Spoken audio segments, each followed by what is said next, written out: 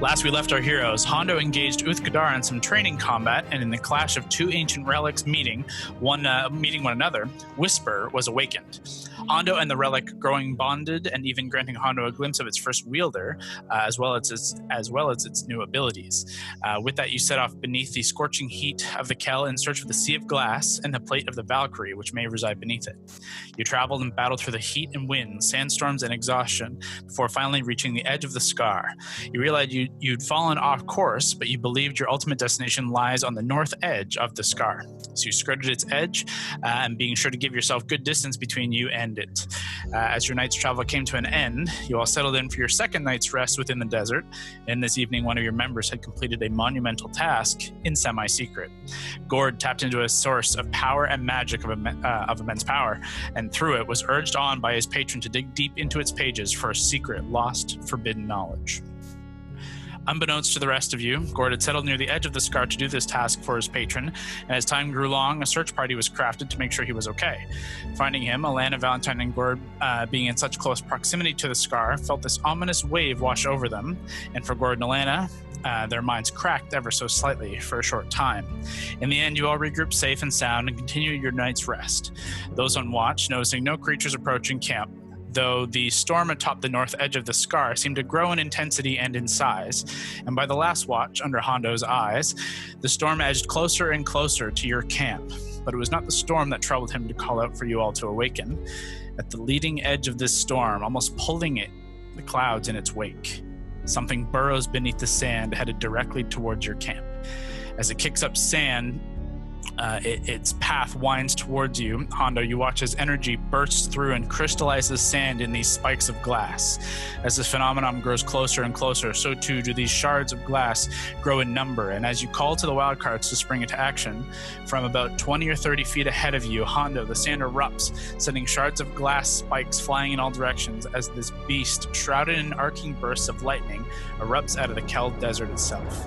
This creature is enormous in size and seems doubly so, as the bulk of its body constantly gives off pulsating arcs of lightning in all directions. It brings a massive head low, and with a wicked, toothy grin that also crackles with electricity, levels its head at Hondo. This creature you face best resembles a dragon in form, though mutated. Its long, four-limbed body, each ending in sharp talon-like claws, longer than any you've seen on a dragon before. Where its body may once have been scaled, the entirety of its form looks burned. The scales almost seem to fuse together, but not rigidly. The electricity beneath this hardy exterior seems to give its skin this shifting energy. Its whole form seems to always be moving and roiling. The dragon-like snout is not thick, but long and thin like an alligator's. However, at the top of the snout and rising all the way back to the apex of the skull, you see this massive wedged horn or bone spur that has grown across the bulk of the skull in like a wedged plow. You see no wings stretch across its massive back, however, where they would be, you see the bulk of this arcing lightning is where it originates, and it pulls itself up out of this burrowed hole with the speed of light. Let's roll initiative. Oh, shit. And I'm going to change cameras, so hang tight. I've already alerted everyone, right, that there's something there? So you called out to everyone, so everyone is getting their turn. Wow, not bad for fucking Valentine, finally. This thing's going to be so fast, though. Hondo Why rolls a does this thing 3. have to be bad? Yeah, let's talk to it. Can't it be good? Could be. Maybe Brock can become friends with it. You know, It'd be animal so Amu, I've come to bargain. animal friends, right? Or is that me now? Technically, that's you. That's you, Oh, but it's animals, not like... would be a monster, probably. It could be an animal. Could be something. I noticed it has a cut, and I use my force powers to heal the wound. See, in my universe, that never happened. Oh. That entire trilogy did not happen. That's good enough. Yeah, that's good enough. Yeah, our camera is always terrible. It's so funny. It's so grainy. This is a newer computer, too. Jeez. Okay, so you will notice the roughly drawn tree is Gord's Staff of the Woodlands in the middle of this kind of grouping of rocks you've taken camp in. All of you are prone, currently in the midst of waking up as initiative is rolled. Hondo, you can see yourself on the leading rock there, kind of almost middle of the screen. And this creature, which I'm using a Remora's mini for, it doesn't necessarily look like a Remora. It looks like I described, but this kind of best resembles that. So, sorry, you keep going. I was just going to say these kind of shards you can see around its form, and there are some further towards me off camera, are these like massive glassy crystallized sand spikes. As it levels its head at Hondo as described. What everyone roll for initiative? Let's go, Alana. 11. Hondo. 13. Oh wow, that's shit for you. Usually yours is like 39. All right, cool. He rolled a Valentine. 3. Val rolled a 18. Ooh. Lavender. I rolled an 8. Mary. 13. Gord. I also rolled a 13. Oof. We got a lot Nice. of 13s in this group. That's interesting. Okay. Like the Sabbath album. Dun, dun, dun. Friday the Oh, wow. Okay. That's interesting. This thing At is, least we're only fighting one thing, so it's not like 30 people get to go before us like last game. well, there's still time. I have a quandary. Uh-huh. Since I saw it first, Mhm. would I at least not be, before we start initiative, would I not be able to take an action before everything kicks off? Which was shouting, I think. Your action essentially was alerting your party, but because you saw something coming towards you, like it didn't come out of the sand before you alerted everyone. Mhm. As it comes out of the sand, this is when initiative kicks off. Like it's lunging out of the sand as you will take your turn, and it'll take its turn, like as initiative starts. Okay. It's more for narrative flair was I saying it looks over the battlefield and takes a moment. That was more for descriptive purpose.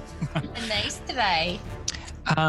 So my one question was, what's a scale? Like, what does this compare to, like, size-wise? Massive, like gargantuan. Like, bigger than a house? Like, 20 foot to a side. So can we just leave? Hold on. So Mary, Hondo, and Gord all roll 13s. Mary and Hondo, both of your dexes are 20. Ooh. Correct? Are they? Let me check. I can't remember if Hondo boosted his. I think you did. My dex is, yes, 20. Okay, so both of you just throw me another d20.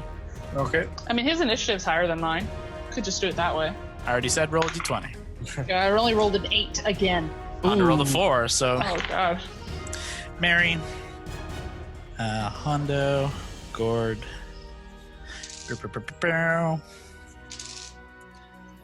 Okay. Let me get to my standing position. she's real big.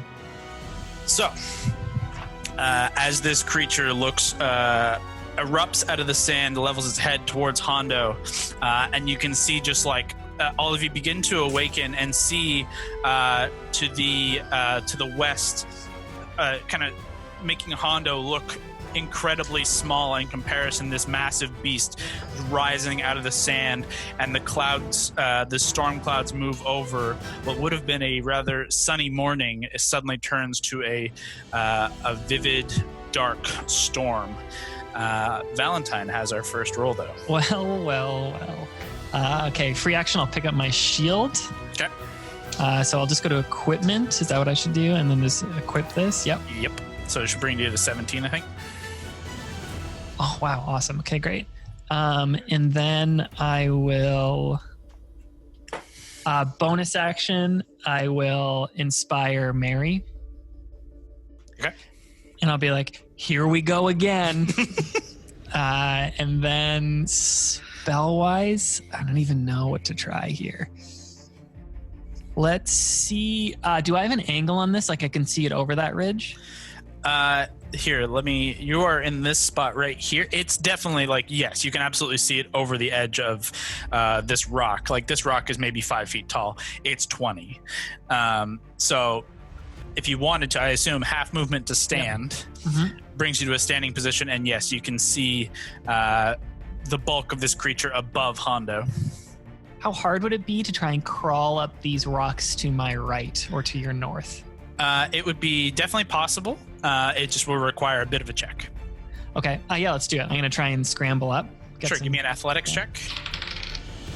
Great. 18 plus 3 is 21. Great. Let me just readjust this. I think I bumped it. Yeah, easy enough. You can scramble up to the top of these rocks. Actually, you know what? With only half your movement, you can only get to this part. That's great, because that's where I wanted to go. That's perfect.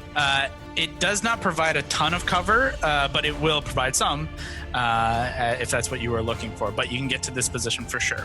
Yep. And then can I still do one more action, or is that an action?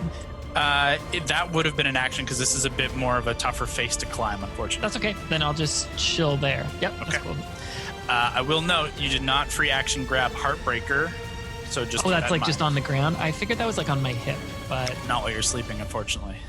That's what Leah was talking about with like not having her swords directly at her grasp. it's so funny. I just always envision it on his hip, but that's totally cool. Don't need it. That's good. I think I'll just mentally tell Fern as like a bonus or free action, just like wake up. Oh yeah, that's true. Fern still has a turn here, so Fern could like move. You could tell Fern gently place Heartbreaker in your maw. Yeah, we'll have Fern rush over and scoop up Heartbreaker with his action. Sweet. As like using like his movement. Then that's cool. Cool. With me. That brings us to the beast. Because you guys rolled piss poor initiative. I only rolled a 14, so I thought this was going to be a slam out of the gate, but I guess I'll go. Actually, I don't need this page. Let's put this over here. The creature ahead of you, Hondo, you see it like open its mouth wide and just suck in air, and this its back just crackles and quakes with energy. Yes, I can smell your flesh. And it unleashes a massive roar. With it, a blast of lightning as it... Oh, I'm going to slide you. Just take Hondo. Can I respond verbally? Wait till your turn. You can yell all you want, but he's going to slide here, put you in a 5-foot with... The ladies have always liked my smell. It's no surprise you can smell my flesh. Yeah, it unleashes a blast of lightning. I need Hondo to make a dexterity saving throw, and I need Allie and Keith to make a dexterity saving throw at disadvantage. Nice job, Hondo. 16 plus. Oh dear. I think it's 10. Oh, that's great. Yeah, 10. 26. Hondo, you see this creature moving, and as it begins to talk, you take your position to dodge its blast of this line of lightning. Actually, that will catch Mary as well. So, Mary, if you can give me a dex save. At disadvantage? I believe so. I believe prone gives you disadvantage on dex. That makes sense. I'm going to rule it does. Well, you can only roll slightly lower than a 2. True. Allie, what was your total? So I got 18. Okay, that is a fail. Okay, and shit. Keith got 12. That is also a failure. Oh, you're a sweet boy. And I was so happy because I rolled a 19 and an 18, and I was at disadvantage. Oh my god. Good for you. I'm sorry. That's really rough. Mary? No.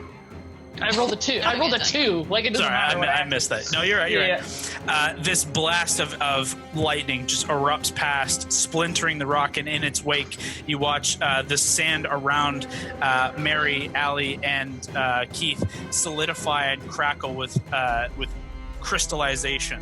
However, both of you take 70 points of lightning damage. Keith also takes damage. I need you all. Actually, I don't need you to make another check. But the ground around you crystallizes, and you are currently restrained. Oh, this is not going to go great. This is not going to go great. This creature pulls itself fully out of this massive hole, this tunnel that it has formed, and is going to move up into Hondo's position. That's it. Take him. Actually, he doesn't need to get that close. He's got reach. So he's going to just slide over to here. And that is going to end its turn as he just kind of looks across all of you and says, "Yes, you will make a wonderful addition to my collection." Collection. Interesting. Mary, your turn. Great. I just messaged Mary a secret. Yeah, I saw that. I'm stuck in the ground though. So, Mary, yes, as you begin your turn, you feel the sand in around where you were sleeping. As you begin to pull yourself up and look for your equipment, this lightning just arcs across you and shocks you in place. And as you then shake your head free, you go to move, and you see the crystallizing of sand around your midsection and one arm and leg that are still within the sand. It will take a bit of work to break free of this. Okay. One thing to note, just in struggling with it, it is like a glassy crystalline. It's not incredibly durable. It is glass. It is relatively brittle. But I'll have to take an action to get it. But it will be a bit of work to move. You have one hand free, I would say.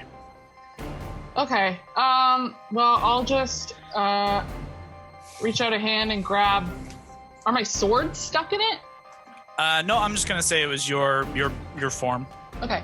I'll just grab whatever's closest to me.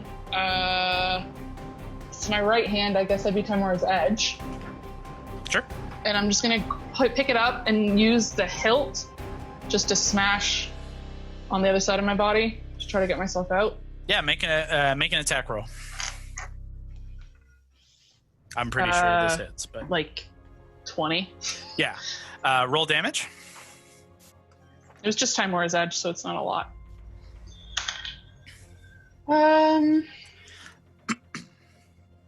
10.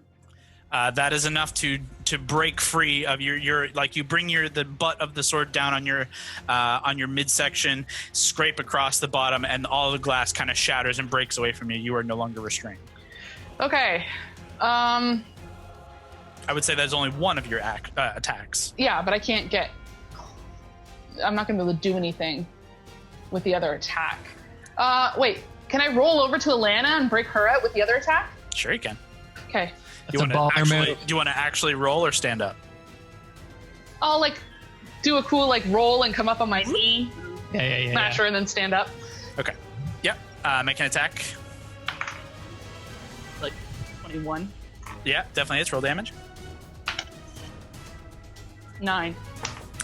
You manage to smash most of it away. However, you can find that it is not quite enough to fully free Alana, as her and Keith were kind of both trapped in this similar shrouding of glass and sand. And as you get close to Alana and begin to help free her, you can see Keith's entire form has turned been entirely encased in this glass crystalline structure, as he seems frozen in time. Poor Keith. Okay. Can I also second wind? Yep. As my bonus action, and then I'm assuming that's all of it because I had to get up and move and. Your movement, you mean? Yeah. So far, that was 20. Including getting up? Yeah, it's only 15 to stand and 5 over to Alana. Okay. Well, I'll. You know what? No, I'll just I'll stay there. Okay. Because I probably might have to help him out next turn too. But I'm gonna second wind, and then that's my turn. Okay. That ends Mary's turn. Hondo, that takes us to you. I'm going to where the opening is. I'm going to create a wall of water. Over this opening, you mean? Wall of water. No, where he's facing. Like directly in front of you mean? Yeah. Oh, I see. Good idea. Yeah, absolutely. How tall is the wall? I believe it's 20 feet. I'll double check. Where's my pencil? There it is. I think you're right. And how long is it? That's a good question. Let me see if I can find it.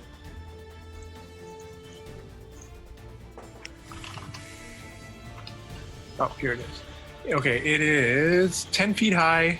No, sorry. A ring wall up to 20 feet in diameter, 20 feet high, and 1 foot thick. You want to do the ring? You can make a wall up to 30 feet long, 10 feet high, and 1 foot thick, or you can make a ringed wall. Okay, that's a good question. I think a ring doesn't make sense, so... So just a straight wall, 30 feet long, 10 feet high, 1 foot thick. Yeah. Okay. That is what we will do. So 30 feet, like if you want to start it at this point here. Yep.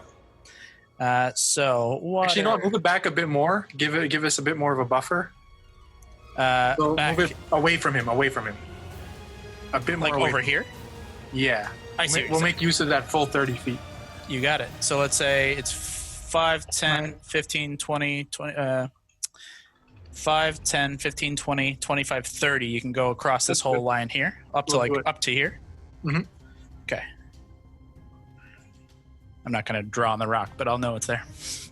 Yeah, Hondo, you from nothing, you from the sand itself pulled moisture up from the air and from the ground, from the earth, and this wall just springs to life directly in front of you with your action.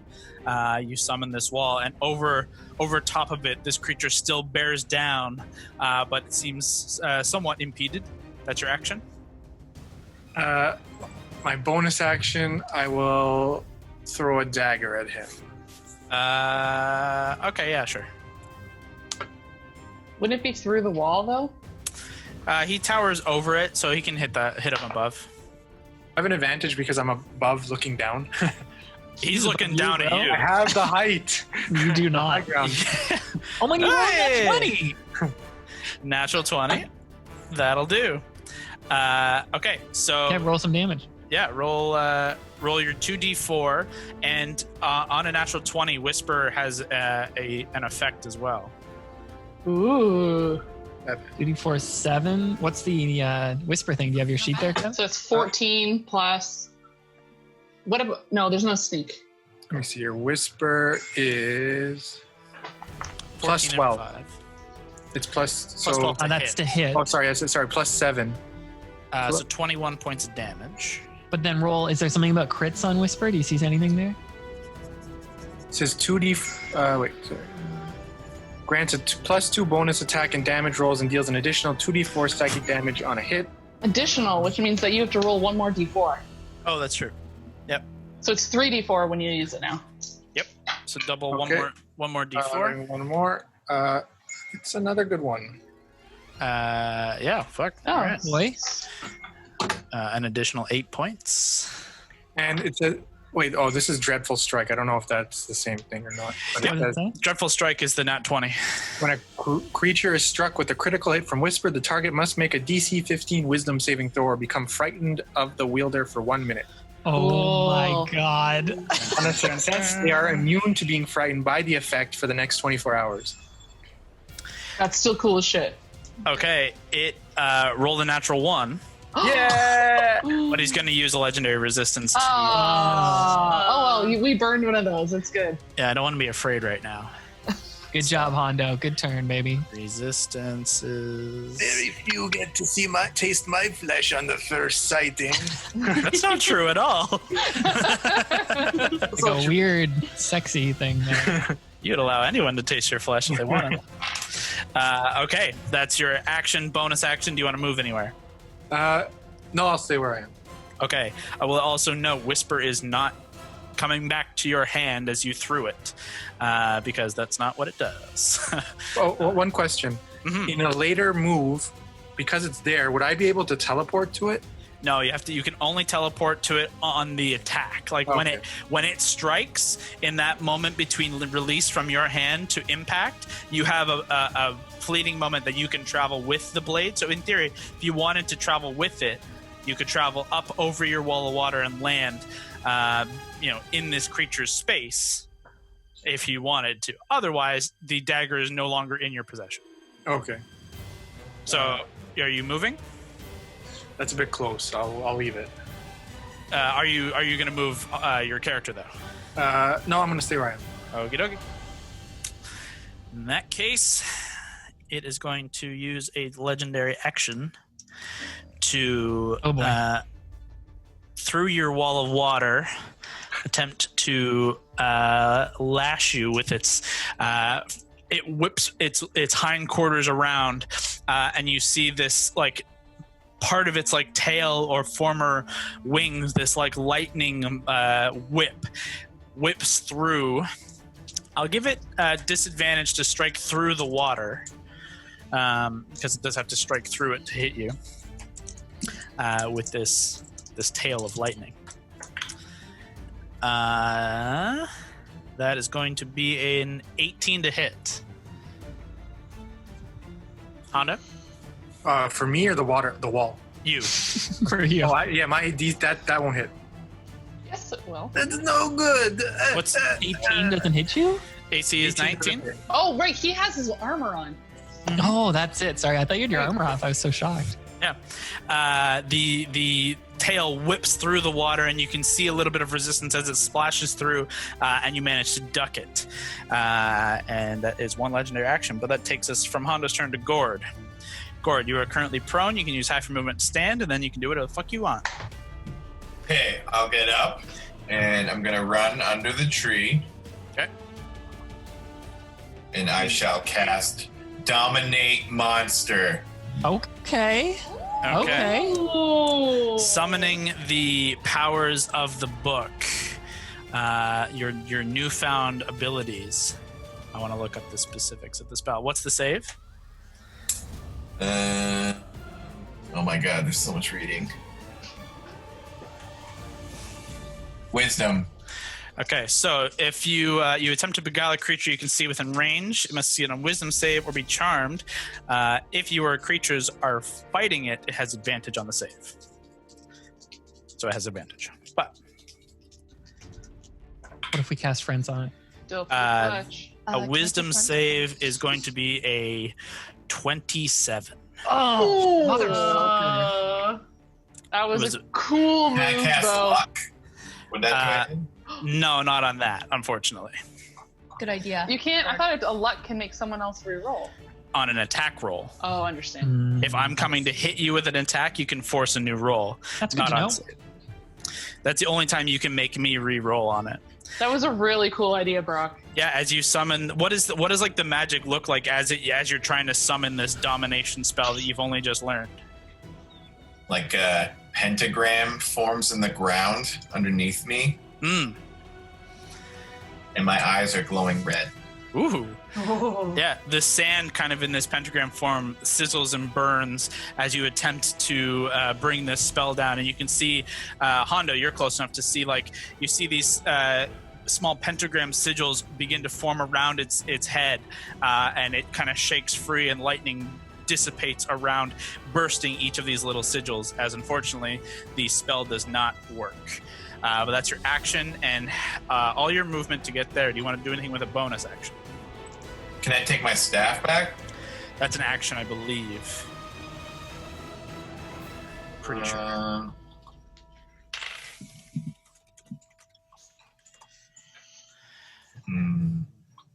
Yeah, you have to use an action.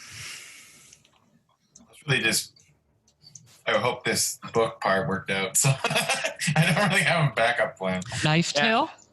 No tail. I don't have a Not tail anymore. anymore. Oh, Got that's cut right. off in hell. Yeah. I think the knife part is still in your bag. Yes, Yeah. but half his tail got cut off in hell. Oh, that's Can I interesting. send a healing spirit to Keith?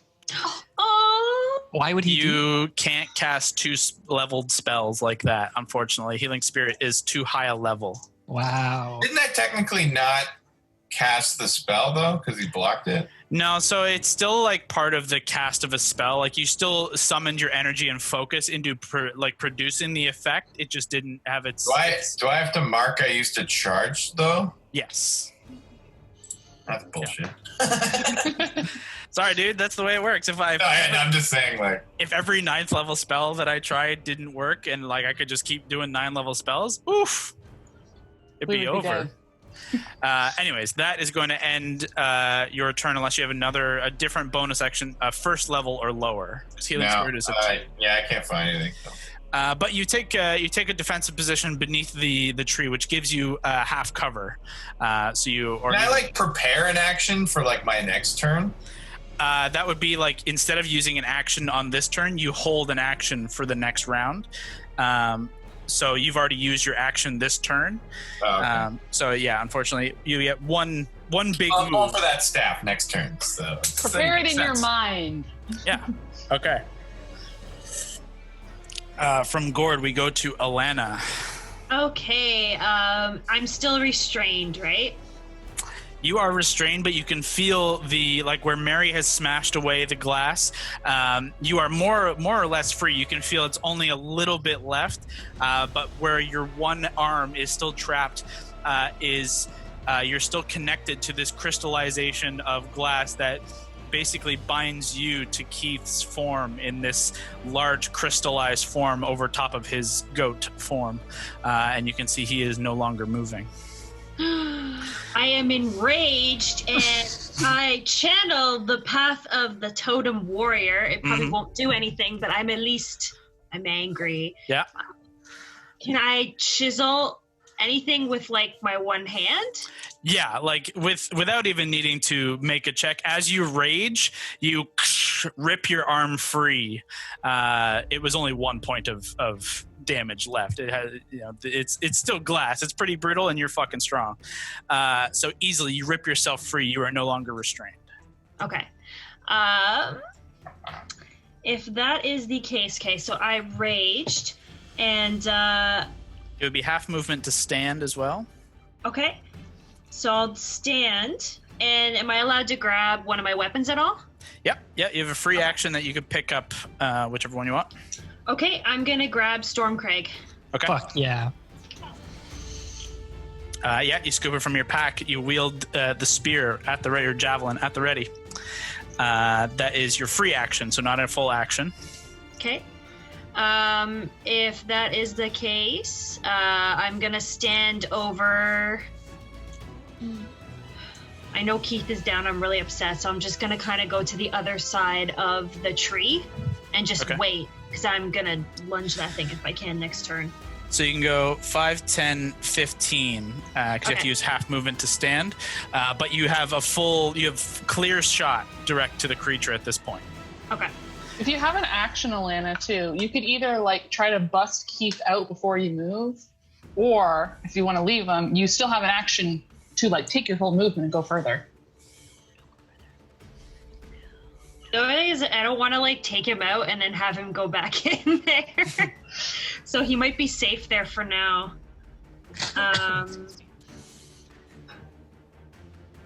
Or if you wanted to get closer, you can get closer. Like you have a full action still. So yeah. Stay there. Stay there. Yeah, I'll stay here. Stay there. I'll hold my attack then. Okay. You're gonna hold I'll Stormcraig? just hold it. Yeah. Okay. And you like suggest things that they would. Then that is going to end Alana's turn. That takes us to Lavender. Lavender runs over. At first, when Brawley like broke herself out of the thing, she was just like, "Oh!" So she runs over in between Mary and Brawley and casts a 4th level fly with Twin Spell, and she goes, "Eh!" She's like, "Time to concentrate, girls. This bird has had its wings clipped, so we must fly." So she concentrates so everyone can fly. Okay, so at 4th level, you can target yourself and one other, and by twinning, you can catch another in it. So you're going to go you, Allie, and Mary. Yeah. Oof. Cool. I need... Cool. Where's that? Oh my god. Thing? There it is. Say it, Kyle. Say it. Also, how high does their that monster's lightning go? I just want to know how high I need to be in the clouds. I'll You know what never I'm saying? know that. Oh, it's kind of everywhere? I don't know how to answer that. It's like surrounded in lightning and a storm is brewing above. So there's kind of lightning everywhere.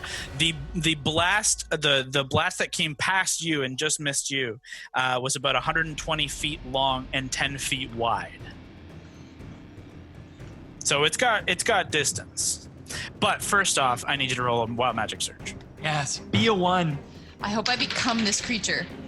12. Okay, you concentrate, your spell goes through, and you are now concentrating on fly as Mary, Allie, and yourself grow slightly lighter and aloft.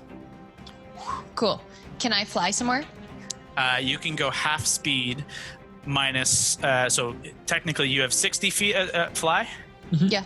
So you have 30 minus 5 to get to where you need to be. So you have 25 feet to fly. Okay, I'm gonna like fly to the left, like kind of behind the rocks a little bit. Like I'm gonna hide myself a little. Over this way? Like I kind of like snuck in to touch them, but I didn't. I was kind of discreet, and then I just want to sneak back. Like over here? Yeah. Okay. Do you want to actually be like on the ground? No, I want to be like up in the rock. Okay. But I'm not like up in the air yet. Yeah, okay. That's what I was more questioning, whether you wanted to still be in cover. Cool. Okay. Then you are positioning yourself there. That's your action and movement, and nothing for a bonus. I don't think you have much for a bonus, truthfully. So I have just a to healing word. can you bonus healing word, or because you did a spell you can't? She could bonus. We were doing the same as like Critical Role Homebrew, where like you can do a first level Okay. healing word after a leveled spell, or a first level bonus action spell after a leveled spell. Except for Misty Step, which I allow because Misty Step is cool. Yeah, because it's dope. Yeah, it's kind of. I'm not that strict. I kind of wishy-washy. I'm sure some people will hate that. I will healing word Keith. Okay. What's the range? No, you're fine. You could do it like right where you were. 60 feet. Oh, thank you. You attempt to healing word Keith, and nothing happens. The spell is expended, but you are unsure whether his condition is that he can't be healing worded because he is not conscious or alive, or he can't be healing worded because this crystallizing form around him has blocked magic and he is in a different way, a different position. Oh my gosh, intense. So you now know that he cannot be he cannot be contacted. So Oh, thank you for trying, though. What are you trying to say? What does Lav try and say? I say, get up, you damn goat. Okay, it's not as nice. maybe it was your tone and that's Yeah, why it didn't work. been. Could have easily been. So that is I'm going gonna to need end some Lavender. milk. Oh, he's Just not kidding. that kind of goat. Just kidding. He's a male goat.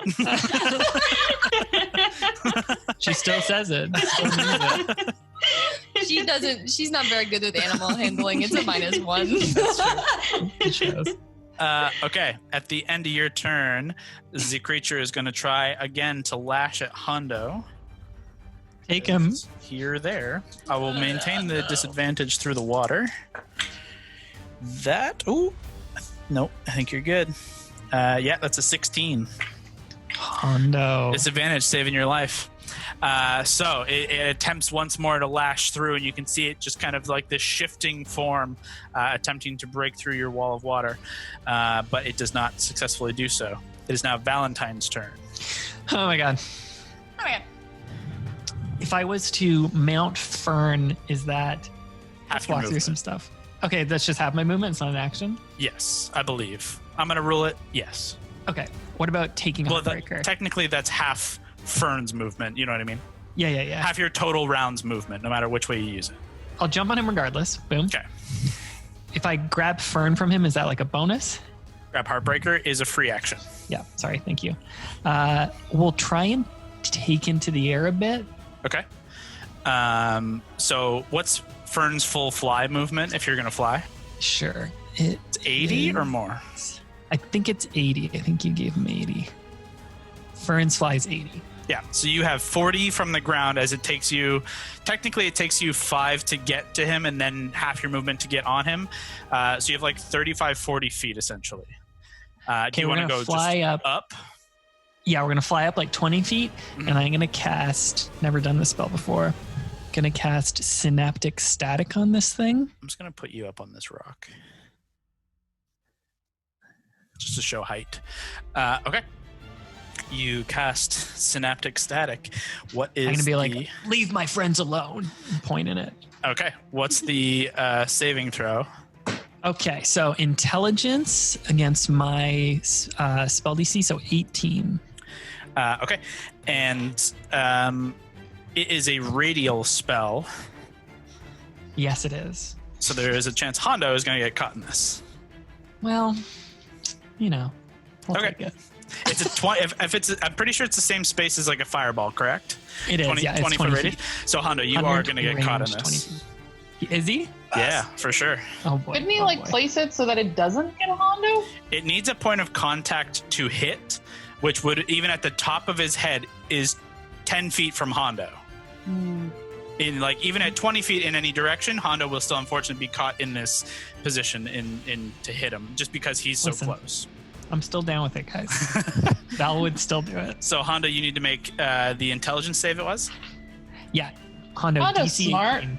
He's a smart cat. Ooh. Intelligence save of 17. Ooh. Both of you failed. Okay, so do you want to know what happens? Please, yeah. Okay, so I roll 8d6, and after a failed save, a target has muddled thoughts for 1 minute. During that time, it rolls a d6 and subtracts the number rolled from all its attacks and ability checks, as well as con saving throws to maintain concentration. The target can make an intelligence saving throw at the end of each of its turns, ending the effect on itself on a success. What is that, one round? Save at end. Pardon me? Yeah, save at end. Okay.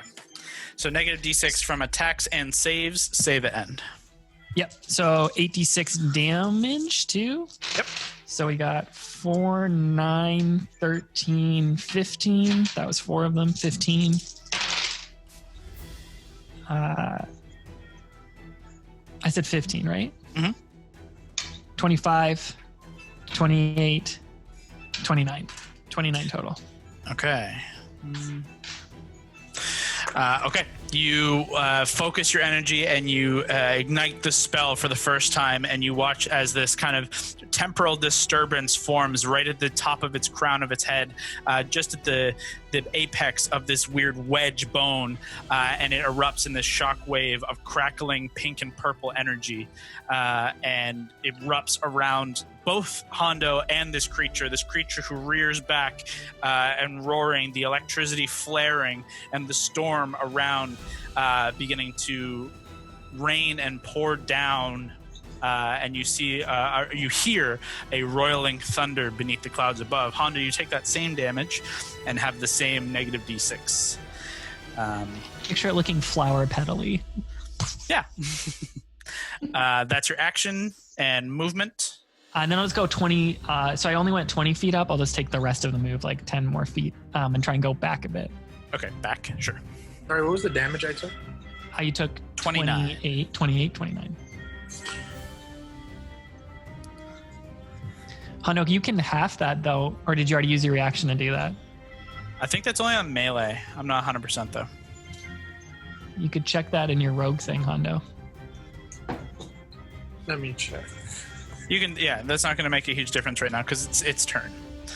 I suppose it will make a difference if I decide to attack you. So let's see if he gets his lightning breath back. Hey, what's up, lightning breath? Let's see.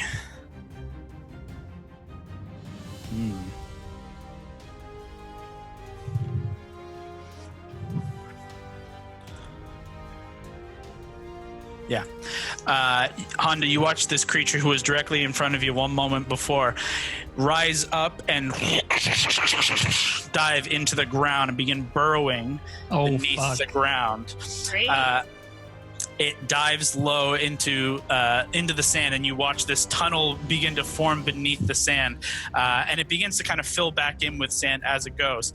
However, it goes underneath the ground. You can hear this rumbling from beneath and from above, the kind of tandem thunder and movement of this creature as it goes.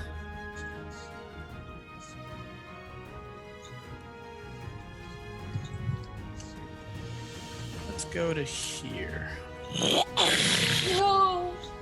No, I think you might be okay. Rises up from the ground with lightning burning in its breath and unleashes a blast of lightning that is going to catch.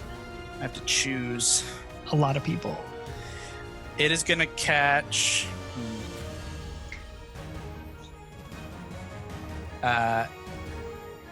Yeah, Val, you're up in the air, correct? Yep. You are 20 feet in the air. 20 or 30, we kind of said. Well, you said you moved back 10. Right, sorry, you're right. So I think you are safe. 10 feet. Our music just got way too calm. This is not a calm moment. Let's go.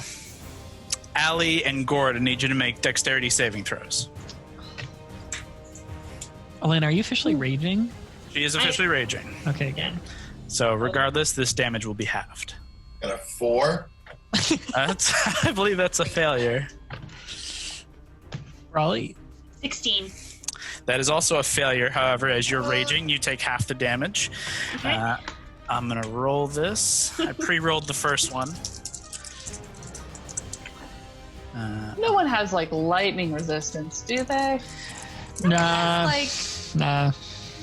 Like you can have that, but No one has like desert alligator dragon lightning monster damage, do they? We'll the see if my path sword of the- counts. The Path of the Totem Warrior thing I have says Totem of the Bear, resistance to all damage halved except for psychic. Yeah, so you're Sorry, basically you're good. you're basically lightning resistant. Yeah. I always exclude you because you're just all good.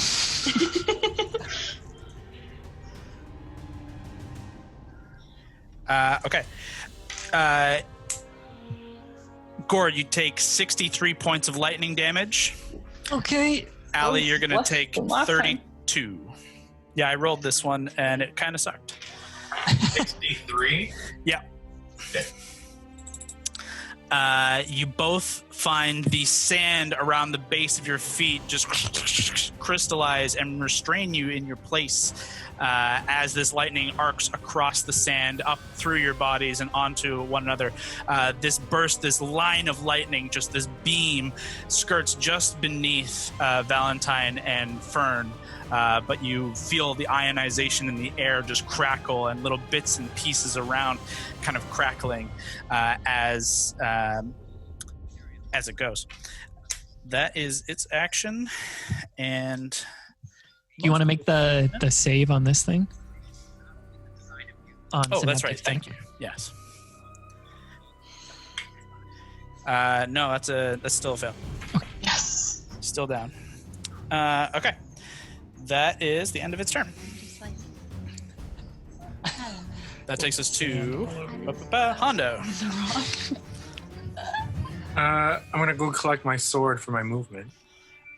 Collect your sword. So you're going to walk through your wall of water? Well, no, you were camping over on this side. Your sword or whisper? Sorry, whisper I meant. Oh, then yes, you are going to have to pass through your water, which takes away half your movement. So it goes 5, 10, 15.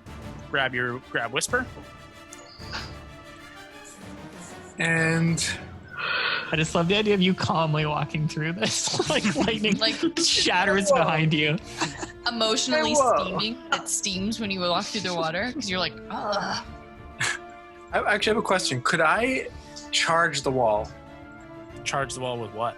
Like, if I shoot a thunder wave into it, would it charge the wall so that either it won't. would No, it won't. amplify my attack, or I respect it. I like respect your the electro wall. question. The wall will dull thunder if anything. It might amplify lightning.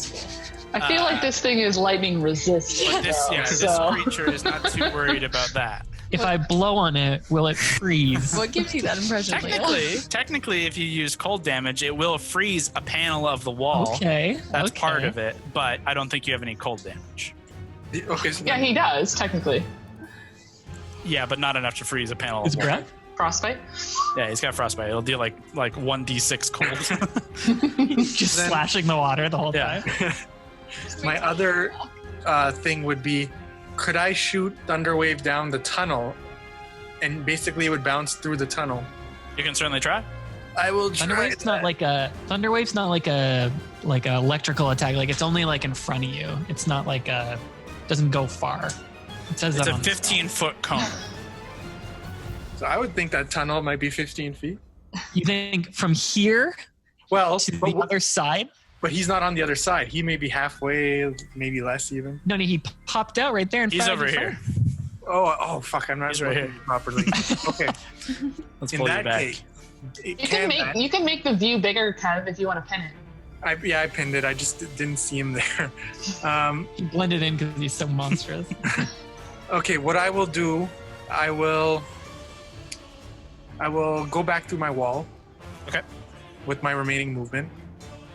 Yeah, with your remaining movement, you can get back to your position, and that'll be the end of your movement. Okay, I'm good. Unless you bonus action move. Also true. You also have like you got like inspiration and shit. I And- don't know what your new bardic thing is. I will. Is inspiration a bonus? Yep. I will inspire. I'll inspire Valentine. Okay, how do you inspire Valentine? I will say, you owe me now after this. That doesn't sound like very inspiring. I mean, you did hit him with synaptic static. This is true. I respect it. Yeah, I feel bad. That's fair. I kind of forgot about that, honestly. And I found your ring. That's 2 times you owe me now. My ring? Okay, that's your bonus and movement. What do you want to do with your action? I'm gonna cast Fog Cloud. Okay, where do you cast Fog Cloud? I believe that'll drop your concentration on Wall of Water. I'm okay. He's not going back there. Okay. The wall I cast dissipates it right over everyone. over the tree area. Yeah. Okay. Oh, I just killed Fern. Don't worry about it. Burn. Okay. I'm just gonna use this pencil. 20-foot radius. Yep. 5, 10, 15, 20. 5, 10, 15, 20. In this area, you are now foggy. Foggy. Cool. And Hondo is concentrating on Fog Cloud. And I should have had one on you for Wall of Water, but I forgot. That's okay. That's your action, your bonus action, and all your movement. You are prepared, Whisper back in hand. That is going to end your turn. At the end of your turn, the creature having... He has to make a save first for synaptic static. Oh, Kevin does. I was like, Yes. what? I already did. Yes. No, Kevin. Yeah, Kev, roll an intelligence save. Come on, Kev, roll high. Thank you, Leah. Nope. That's a 5. You and I are still synaptic. At the end of Hondo's turn, the creature is going to lick its lips of its lightning ionization and look around and see a tiny lavender figure, and with its lightning tail is going to attack. No. Minus a d6, though. It would see through the fog? Lavender's over here. Oh. She's right beside it. No, but that fog was a smart idea, though. Minus a d6. It's not going to matter, honestly. I rolled a 28. Oof. Yeah. That's. I'll minus a d6. Let's see. It turned into a 23. I think that still hits them. Yeah. So as this tail strikes down at you, you take 13 points of slashing damage.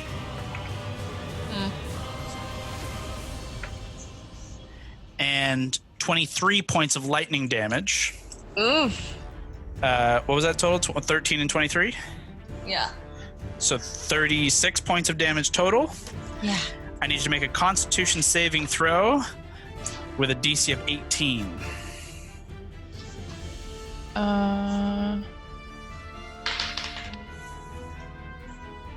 14. You got some abilities 15. if you want to try and hold. Pardon? You have like abilities, I think, if you want to try and use them on this, because that will be a fail. Oh yeah, I'm gonna bend. I'm gonna Tides of Chaos to gain advantage on it. Okay. Is that what you mean? Yeah, I know you have some abilities that can affect your saves.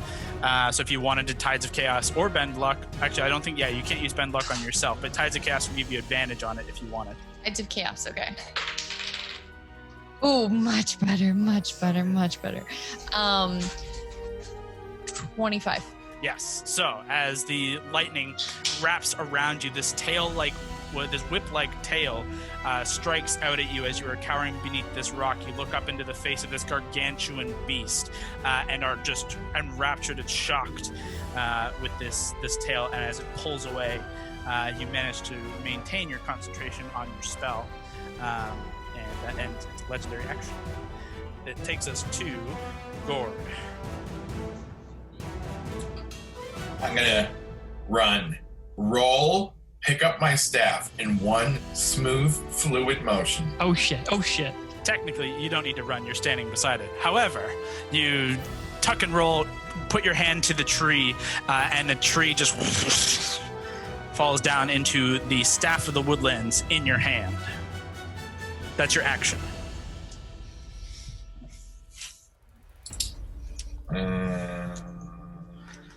Okay. It's as far as my planning went. You got a bonus action that you can cast as high level as you want. You didn't cast a spell. Yeah. I shall cast Summon Shadow Spirit. Is that a bonus? The fuck are these spells? Jesus. I think that's an action. Yeah. This is the bane of Court's existence and all the shit he has. I missed my book. I knew where everything was. This website is just. You should have picked it up when you were here the other week. I'm gonna cast Healing Word on myself. Okay, what level? You can do any level you want, because you did not use a action spell. Let's do level 4. Okay. Yeah, baby. Roll 4d4 plus 4. 4d4. And are you going to move anywhere? Actually, you can't move anywhere. I lied. You are currently restrained by glass. Got 12. Okay, you heal for 12. He could still grab his staff though, right? Yeah, he's right beside it. The staff is now in your possession. However, your paws are trapped within this glassy sand crystallization in the ground. Did it turn from being a tree, right, back into a staff? Yep. Yeah, you're holding it now. It's Okay. no longer a tree. It's no longer a cover. It is now the Staff of the Woodlands. You have its full abilities.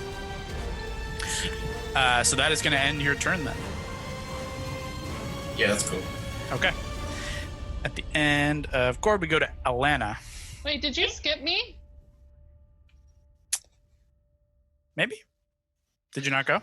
No. I've only done one thing so far. Oh wait, yeah. You were before Hondo. Oh. Did I jump over you? My bad. Give her like 3 turns. Nah, she gets 1.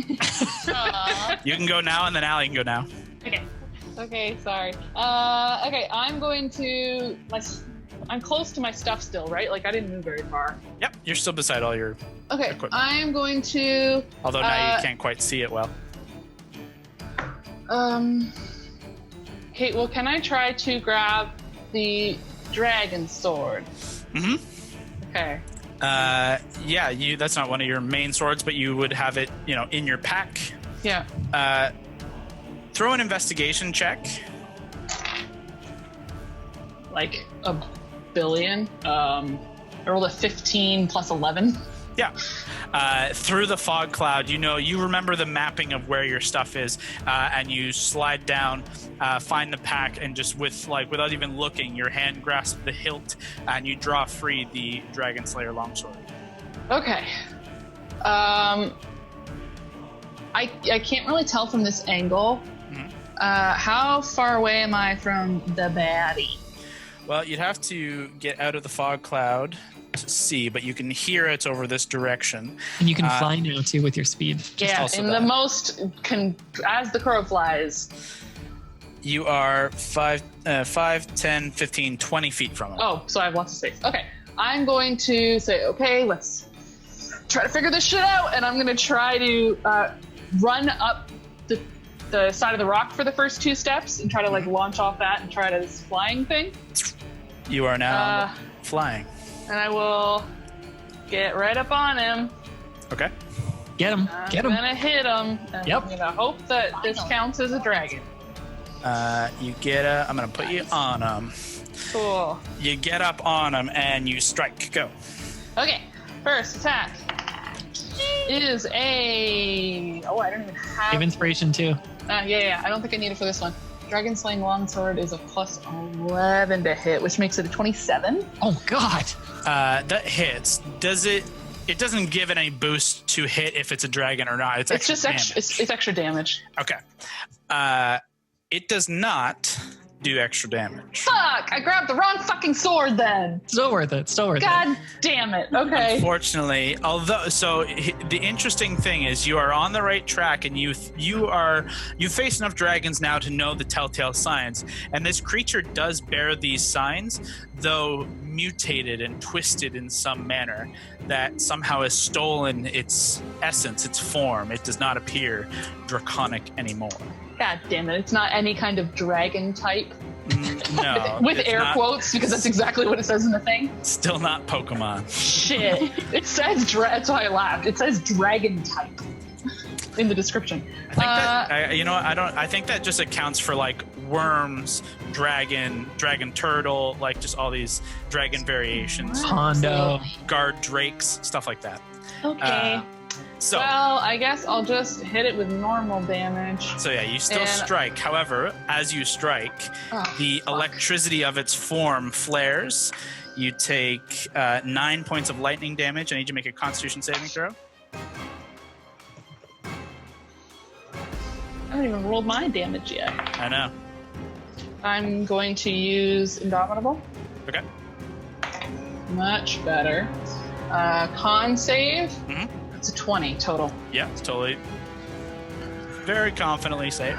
Oh, But you can shit. feel the lightning kind of rack your body as you take your strike, going through the metal, through your arm, kind of shaking you to your core. You can feel, you feel a little rubbery, but you go first. Oh, great. Okay, well, I'm going to make this a menacing attack then. So I was going to say earlier, but then a bunch of other shit happened. How I'll just do it on the second one. Shit. Damage on that too. So this is all around not great. 12 damage. That's not. Oh, no, sorry. No, that math was completely wrong. 9 damage. It did the same amount of damage to me as I did to it. Yeah, It's good. that's one Shot for attack. shot. Fuck me. Okay. I'm going to. I'll just attack again. Okay. What kind? I can decide after I see if I hit. Yeah, if you're gonna make. Does a 20? Sorry, go ahead.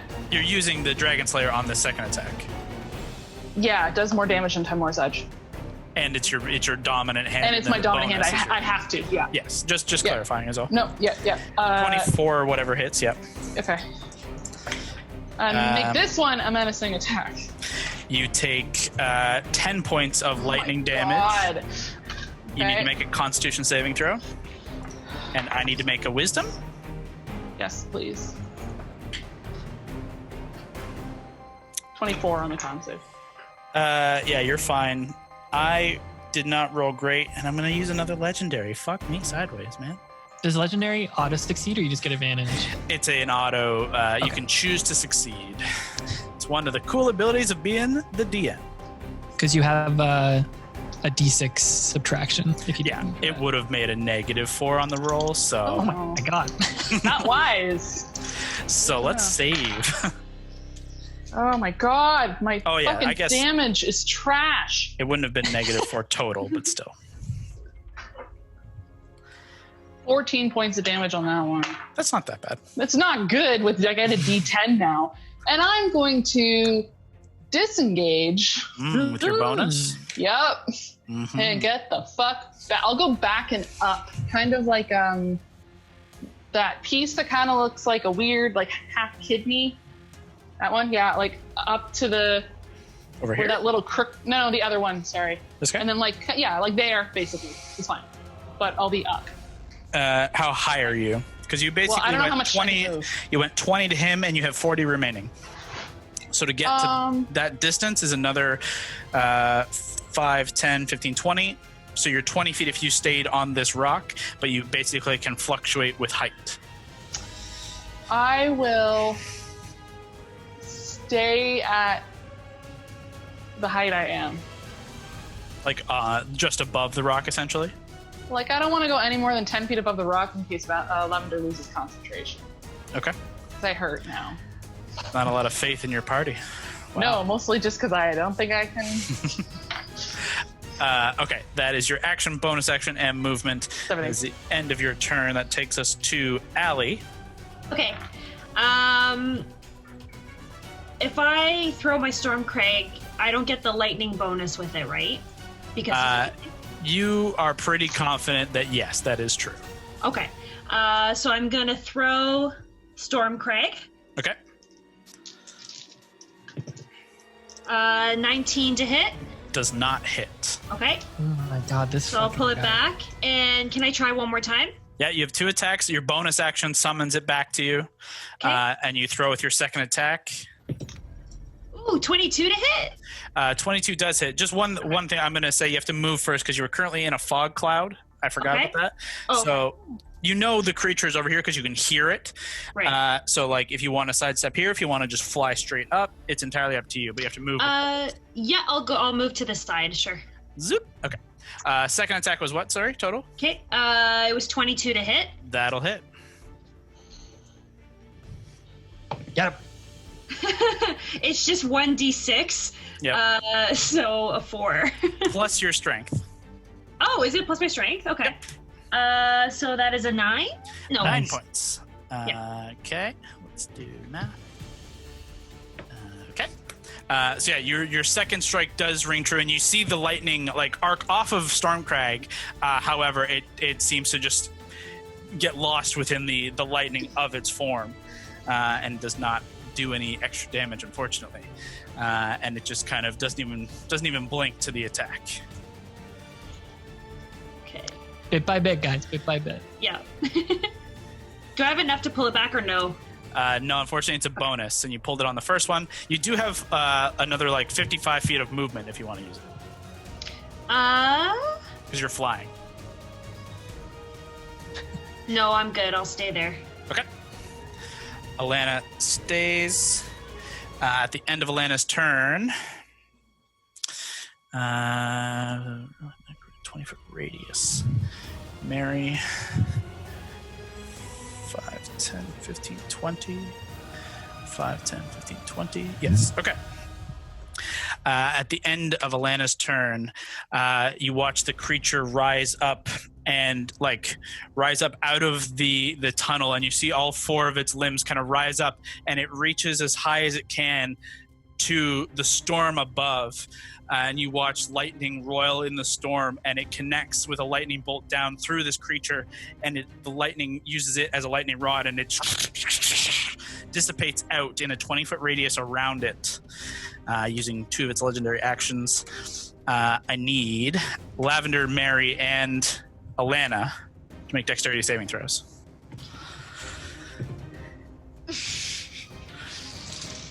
Lavender is nervous. That's a woof over here. That's a woof over here. Did you say Mary has to make a roll too? Yeah. Mary, dex save. Got an 8. That's a fail. Allie? 18. That's a fail.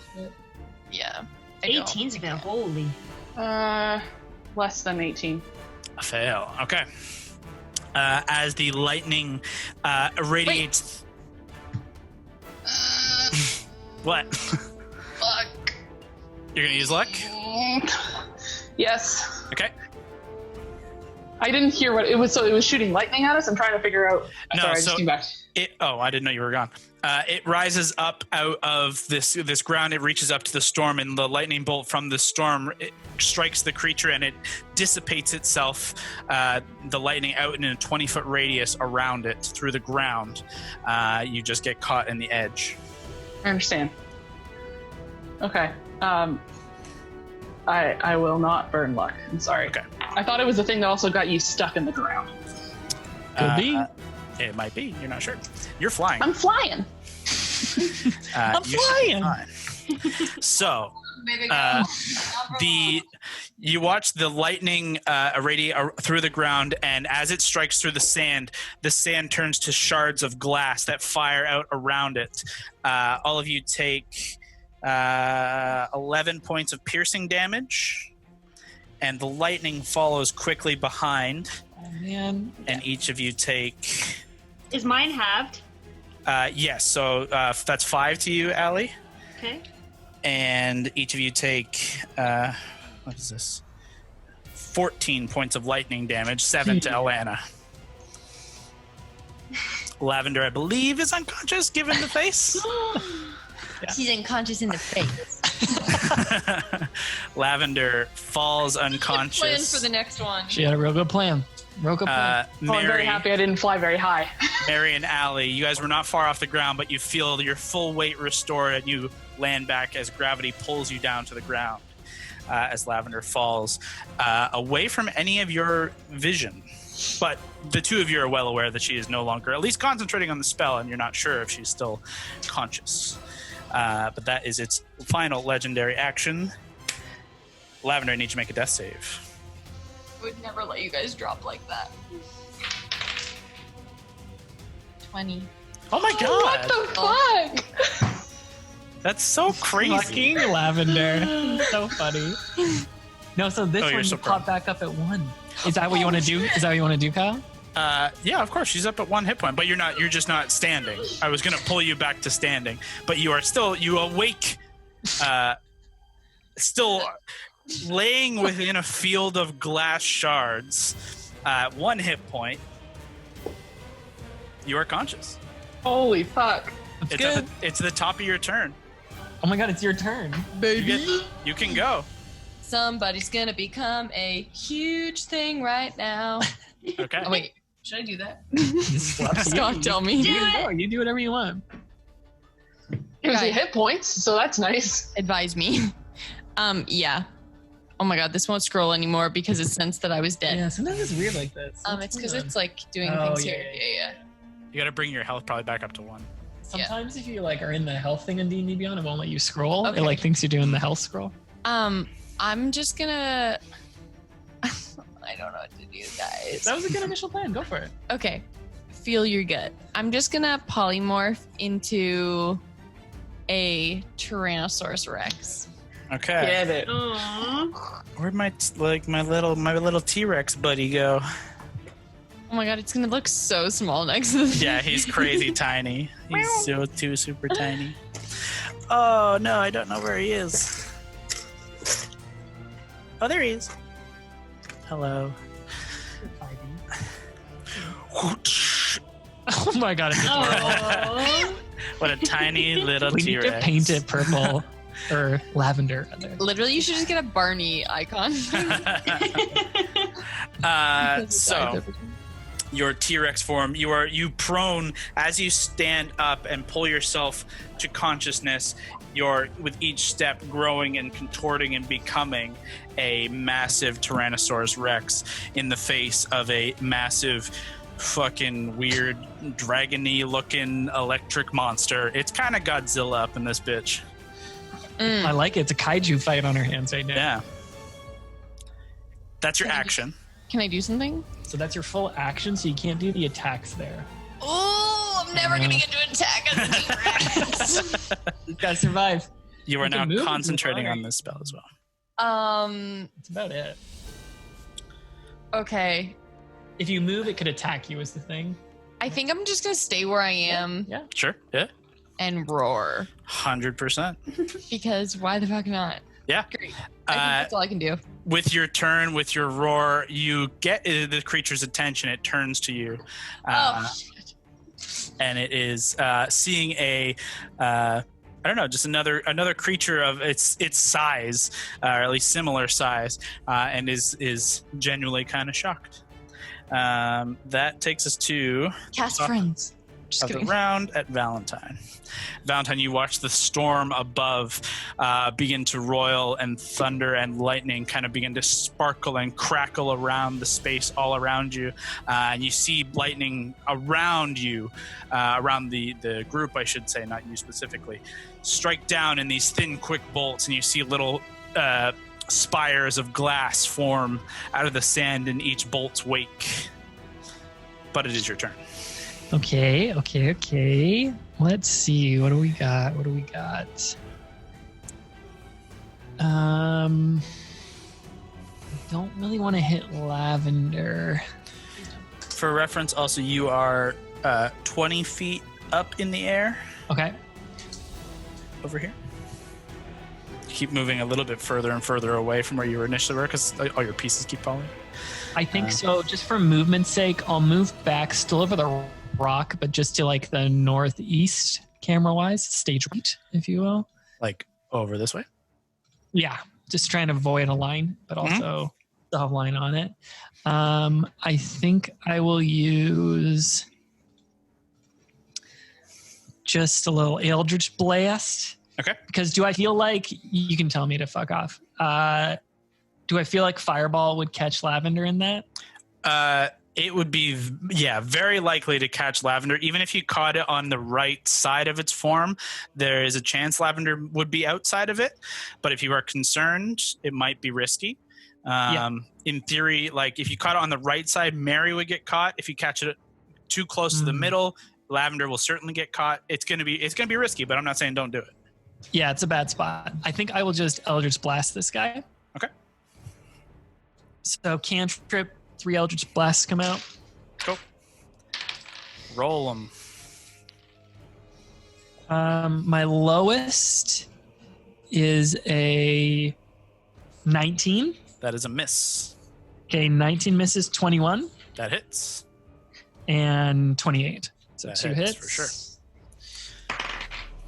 So that's 7 for the first one. Son of a bitch. 2 7s, so that's 14. Okay, plus 10. Pardon Or me? did you roll 2 2s? I rolled 2 2s. I see. Sorry.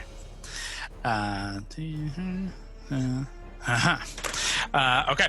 As both blasts hit the creature, it doesn't even seem to react to the energy. Though you notice as it does attack, it kind of shifts its direction, its head towards your direction, but can't seem to pinpoint you directly. It's just kind of looking. It's kind of wildly shifting its head as it's getting hit by your Eldritch Blast before returning its focus to Lavender.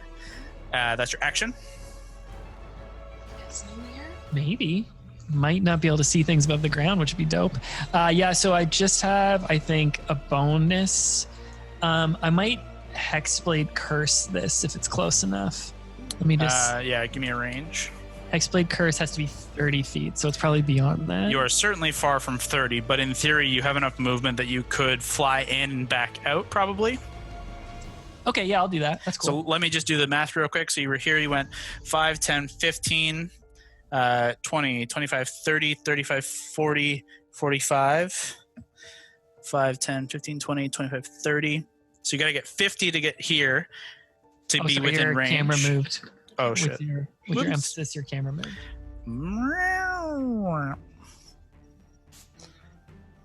So you have to get 50 to get within range, and then you would have an additional 30 left to move. Yeah, I'll do it. So I'll get 50 within range. It's worth it. Cast. I've done this before. This was dumb. And then I will move back. Yeah, exactly. Yeah. And still just hover. Yep. So I'm just going to keep in your own head that you're 10, 15 feet, whatever, however high you are, 20 feet. And that's my turn. So now I get a plus. I never do this, and I should. I get a +5 to damage rolls and score a critical on a 19. There's a ring in there for Hexblade's Curse call. Oh, is there? Yep. I'm not going to find that. It's more important for It's me purple. to remember. So I just have to try and remember. Is it right here? Oh, it is. Look at that. Bloop. I probably last Yeah. used this in like my dad fight, so it's been a while. I think you used it in the fight with Raymond and Throtir, but I don't remember it being overly Yeah. effective. Bless my life. Okay, that is the end of Valentine's turn. It is now the creature's turn.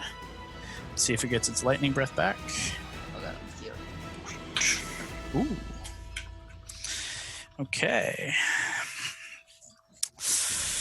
In that case, oh fuck! I always forget this. You fucking idiot! God damn it! I write abilities in and then I totally forget about them. That sucks. Well, let's do it on this turn. Here we go. Its form, as you've now seen it in action, and you see its connection with the storm above. It roars this bellowing roar that is like 6 or 7 roars in one. It sounds just totally distorted and fucking weird. I need everyone to make a wisdom saving throw. Oh my god. Whiz save? Yeah. Oof. It's a woof. Yep. Okay, so wisdom save total. Allie, 14. fail. Hondo, 14. fail. Mary, 22. success. Gord, 20. success. Lavender, I don't know what this means because it says 12 bracket +1. Does she take the whiz stats of the T-Rex? I believe so. I think your mental stats follow your Yeah. Okay, yeah. so 10. failure. And Valentine, Is this a charm? this is not a charm. Okay, so then it is 5. That is a fail. You who failed are frightened of the creature, Shit. which I wish I remembered. Oh my god, I hate this T-Rex. You're crawling T-Rex now. You have glue face on. I know, I have one. I keep forgetting to fucking use it. Okay. So, sorry, for my own remembrance, who all failed there? Valentine, Lavender, Brawley. Everyone but Gordon, Mary. Who did fail? Just Hondo, That. Gordon, Mary. Okay. So, for reference as to what fear does, while frightened, you have disadvantage on ability checks and attack rolls while the source of your fear is within sight, and you can't willingly move closer to the source of your fear. Okay, now I fucking remember it. You can still attack it though, it's just disadvantage on attack rolls. Yes, that is correct. Okay. You just have disadvantage on ability checks and attack rolls while within its sight. Got While it's in your sight. Within Okay. It does not have its lightning breath currently, but it does have a couple of people directly in line that it wants to hurt. Yeah. It turns to T-Rex Lavender Here we go. Kaiju fight, baby. and says, Yes, you are a strange creature. Never tasted your flesh before. Okay. it goes to bite you in your T-Rex form with a 20 to hit. Roll a negative d6. It won't matter. It'll still hit. That is a 19 to hit. Oh, fuck. Yeah, it's still going to hit. Okay, I'll roll that one. Throw me a Constitution saving throw. Yes. Okay. We got 23. Okay. You take 24 points of damage, both piercing and lightning damage, and you maintain concentration as it makes a claw attack with its four front claws. Wow. That's a 24 to hit. Minus 3 is Sorry. 21. Don't worry about it. With this attack, Another attack. you take 21 points of just slashing damage. I need you to make a Constitution saving throw. Okay, baby. 26. 26? No. No, just the single digit. Just that single 6. I see. She didn't get her advantage thing back, did she? I didn't call Wild Magic Surge, so I don't think so. That one might not even be a Wild Magic Surge one. That I think is the one that is long rest. You can just get that once a day, and your Tides of Chaos comes back. And Wild Magic Surge. Oh, they both do? Yeah. Regardless, it has not happened. So unfortunately, your concentration drops. You return to 1 hit point. But this is a spell that just got you 40 health, though. Yeah, you're not dead. And as your form shrinks, the creature just looks down at you and says, "Pitiful." And he is going to pull away from you and destroy the rock. Just claws through the rock that Mary you are standing on. You fall like 5 feet away. I should just pull the rock out of there as it spins around and takes its lightning lash attack at you. Does it have minus a d6? Or did it save from that? No, it's until the end of this turn. It's a 21 to hit. Let's see what the d6 is. Come on, d6. Oh, so sorry. Ooh. Yeah, I think that's minus 5. No. It's a 16. It still hits. I will use my reaction to do my little thingamajig. You're cutting words. Cutting words. It's a D10 on my side, right? Yeah, I think you gotta roll at least a 2. You roll a 1, doesn't matter. It's a 9. Yes. Hey, thank you. You manage to distract it enough that the lash goes a little high, and Mary skates underneath it. It is kind of just starting to look around at you all as it ends its turn, just kind of chuckling in this deep, multi-voiced, like chaotic form, and it makes its intelligence save. Oh, there's a natural 20. Son of a bitch. Let's get that shit out of here. Okay, D6 is gone. Okay, that ends its turn. It is now Mary's turn. Hey, am I within? I can't see myself. Am I within I'm moving melee? stuff. I'm moving stuff. Yes, Okay. you are in melee. Okay, well, I don't want to be in melee. It destroys this rock. You are directly in front of it. I'm going to... I'll disengage. Okay. I'm going to run and go try to get my fucking bow. Your bow is right here. I'm going to get my bow. It's kind of like on top of it. So you rush over and manage to pull your pack away from being destroyed. And you pull out your bow and quiver. You have them and you can disengage. I'm going to disengage. And I'm going to... So it's 5 feet to get to there. Yeah. I'm going to...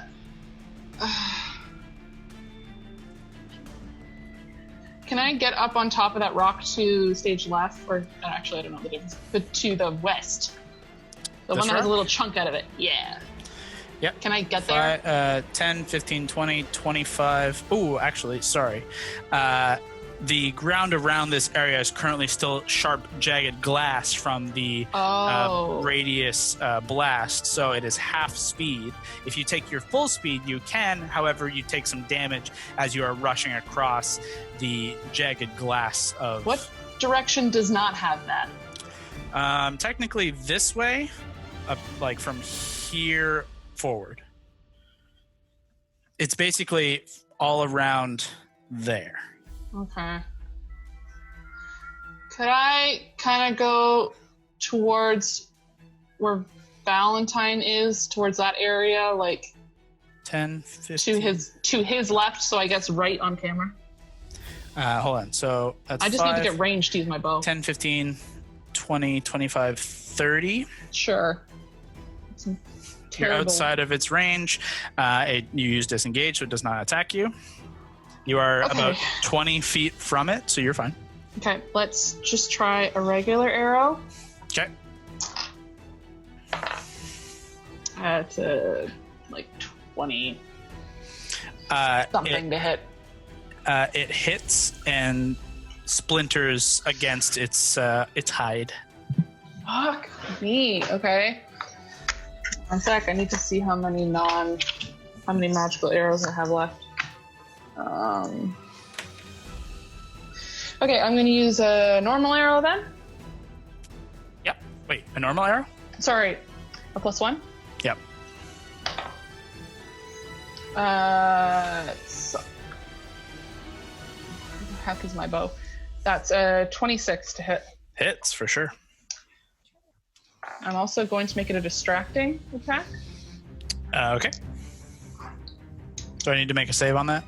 Nope, it's just the next person who attacks it, who's not me, has advantage. Oh, I see. Oh. Wait. That's 20 points of damage. Okay. I'm going to Nice. Every bit counts. action surge. Okay. Because we have not done very much damage on this thing at all. Another +1 arrow. That's only a 22 to hit. That hits. Okay. Come on now.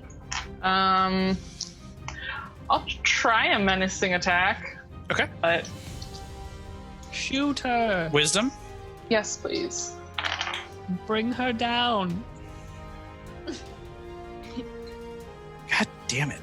That's only a 14. Brock, give me the bring him down Legolas. Bring him down! That was 16 points of damage. 16 points. I'm using the last legendary. Fuck me. Okay, That's good. well, All the legendaries are burned. That's great. I'm going to do it again. Last one. I'll try menacing again. Okay. Can't believe I've rolled so low on wisdom. Like, he has a good wisdom save. It's just bad. Plus Maybe we 20? need some Lord of the Rings music. 20 total? Yes. Just hits. Oh, okay. AC 20. So that he's gonna have to make a wisdom save again. Okay. Oh, thank God. 22. Oh, damn it! I wanted him to be scared of me. I had to burn 3 resistances against fear. It's good. This is a fearsome creature. We're a scary party, though. Look at us. Well, 22 points of damage on that one. 22, okay. That Good was a job. That's crazy great. round. That's not that. That's that. Okay. Wait, I burned mine. You burned 3 +1s and an action surge. Mm-hmm. Okay. That's, hey, you got, what is that? Like 60 points of damage. 60 or 70 points of damage. No, not 60. That was back here. Still 50, though. Still, that's low for me. Burning an action surge. Oh, you just missed 1 attack. And you didn't have your bonus. So technically 2 attacks. Okay.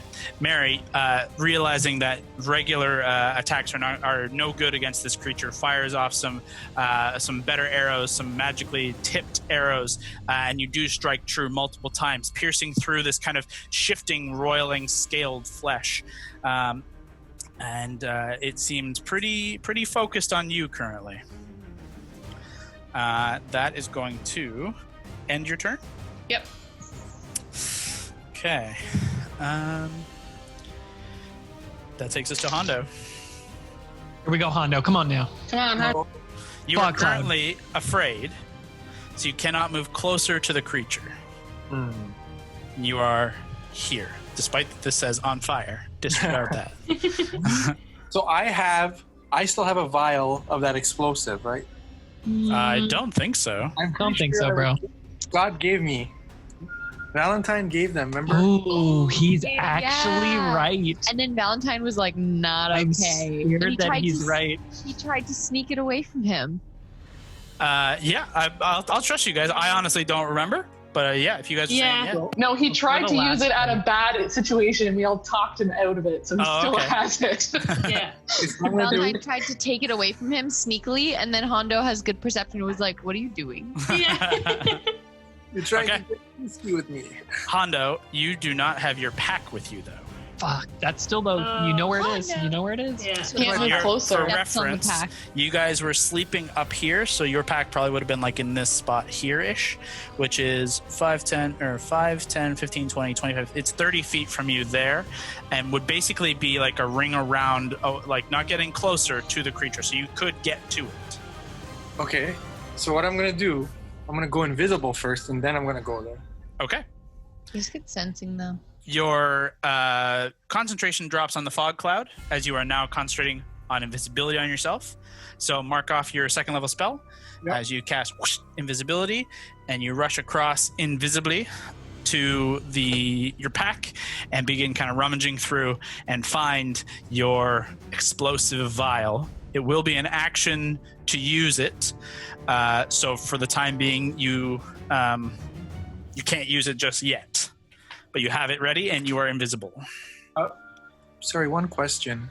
I clicked in cast invisibility, and it filled up both my slots. Maybe you double hit it. It should just. Okay, yeah, that's You might have hit it twice. You've only done one, so that's fine. And I'm sorry, did we go through someone's turn who was afraid? No, we haven't. There's now Hondo's turn. It was just me, and I saved. You're not afraid. Yes. So Hondo, at the end of your turn, which is now, unless you're going to use anything for a bonus. I'm not in range of it. Like I couldn't even use an arrow. Could I to shoot? No, you're like you didn't use an attack action to use the bonus attack. So yeah, the only thing you could do, like you're invisible, so you could bonus action hide, but like you're already invisible. Could I inspire? Yeah, for sure. I will inspire Lavender. Okay. Wow. How do you inspire Lavender? We'll say you before you run away from her, because I think there's a range on it. But how do you inspire Lavender? Lavender, you've got this, girl. And then I snap my fingers. God, so sassy.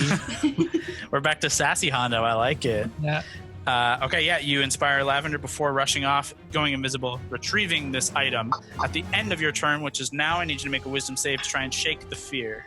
Got I this. use prestidigitation to make Hondo shit his pants. I'm just kidding. Oh! You know, Hondo, Okay, I'm like, why'd you get? the fear is gone. Hondo, your inspo's a D6, right? That's correct. Okay. So, at the end of Hondo's turn, you feel less shaken and less afraid of this beast, ready to throw down. It is now Gord's turn. Gord, you are currently restrained by glass in your position. It would be an action to break free, or you can just stay rooted, and just means you can't move. But Can I Misty Step out of it? I would allow that. Ooh, ooh! Where do you want a Misty Step to? Okay! So you're in the middle right here. Where do you want a Misty Step? That side rock to the This one? left. Yeah, that one.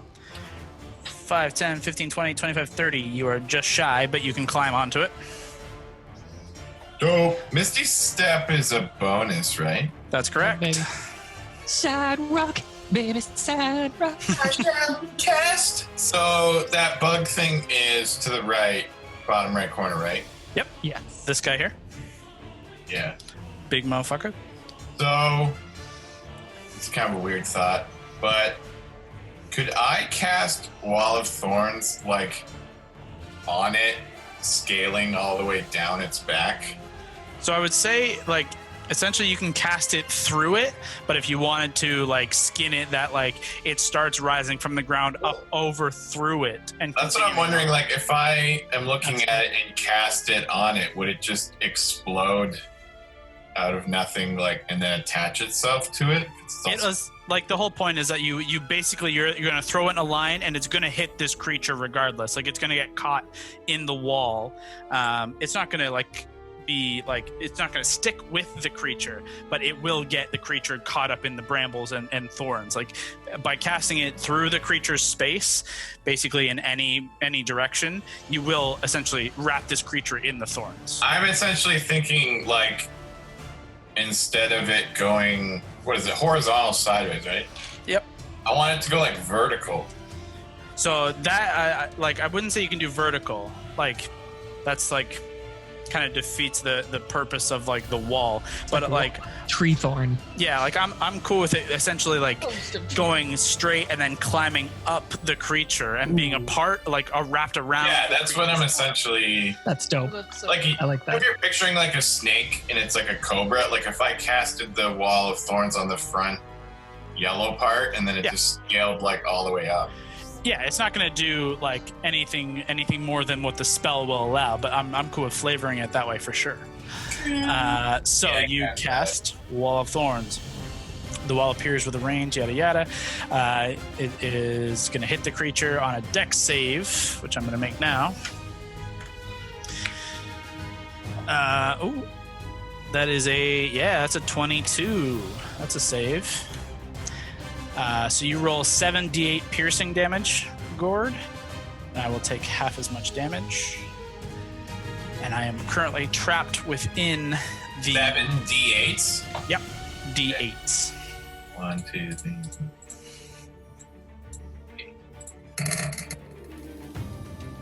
Did you hear that dice sound? I did, yeah. 41. Ooh! Oh, Jesus. nice. On 7d8, that's crazy. Oops. Wow.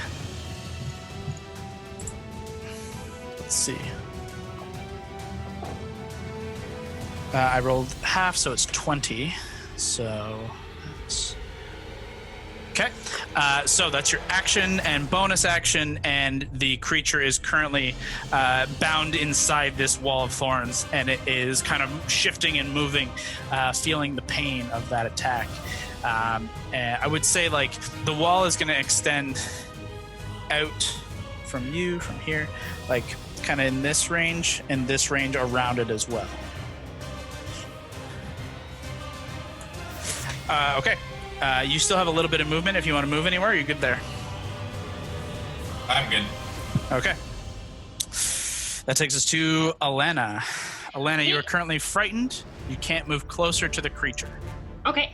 I'm first gonna call back Stormcrag. Bonus action, Stormcrag returns to your hand. And then I'm going to Second Wind. That's also a bonus action. So unfortunately, you can't do both. Shit. Can I action surge? I can action surge.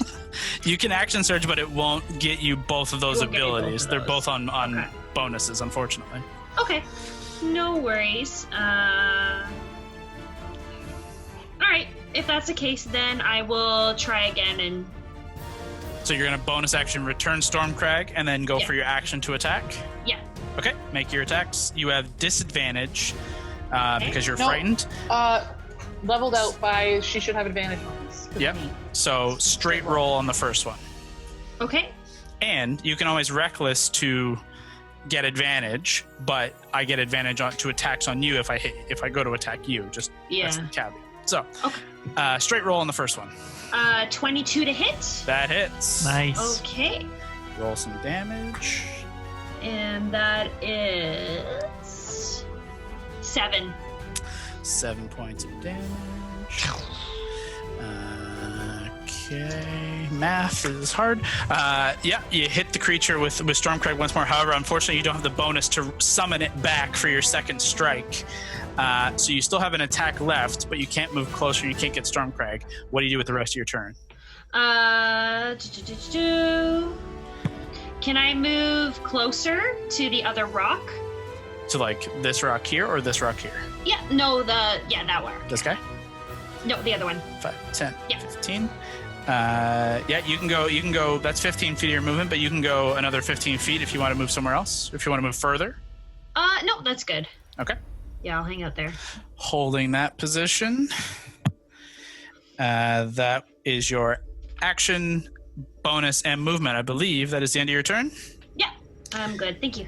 That takes us to Lavender. Oh wait, no, sorry. At the end of Allie's turn, you can make a save, make a wisdom save against the fear. Okay. Is it just straight roll? Straight wisdom save. Okay. Oh, 19. Nice. 19 total or natural 19? Natural 19. What's your wisdom save?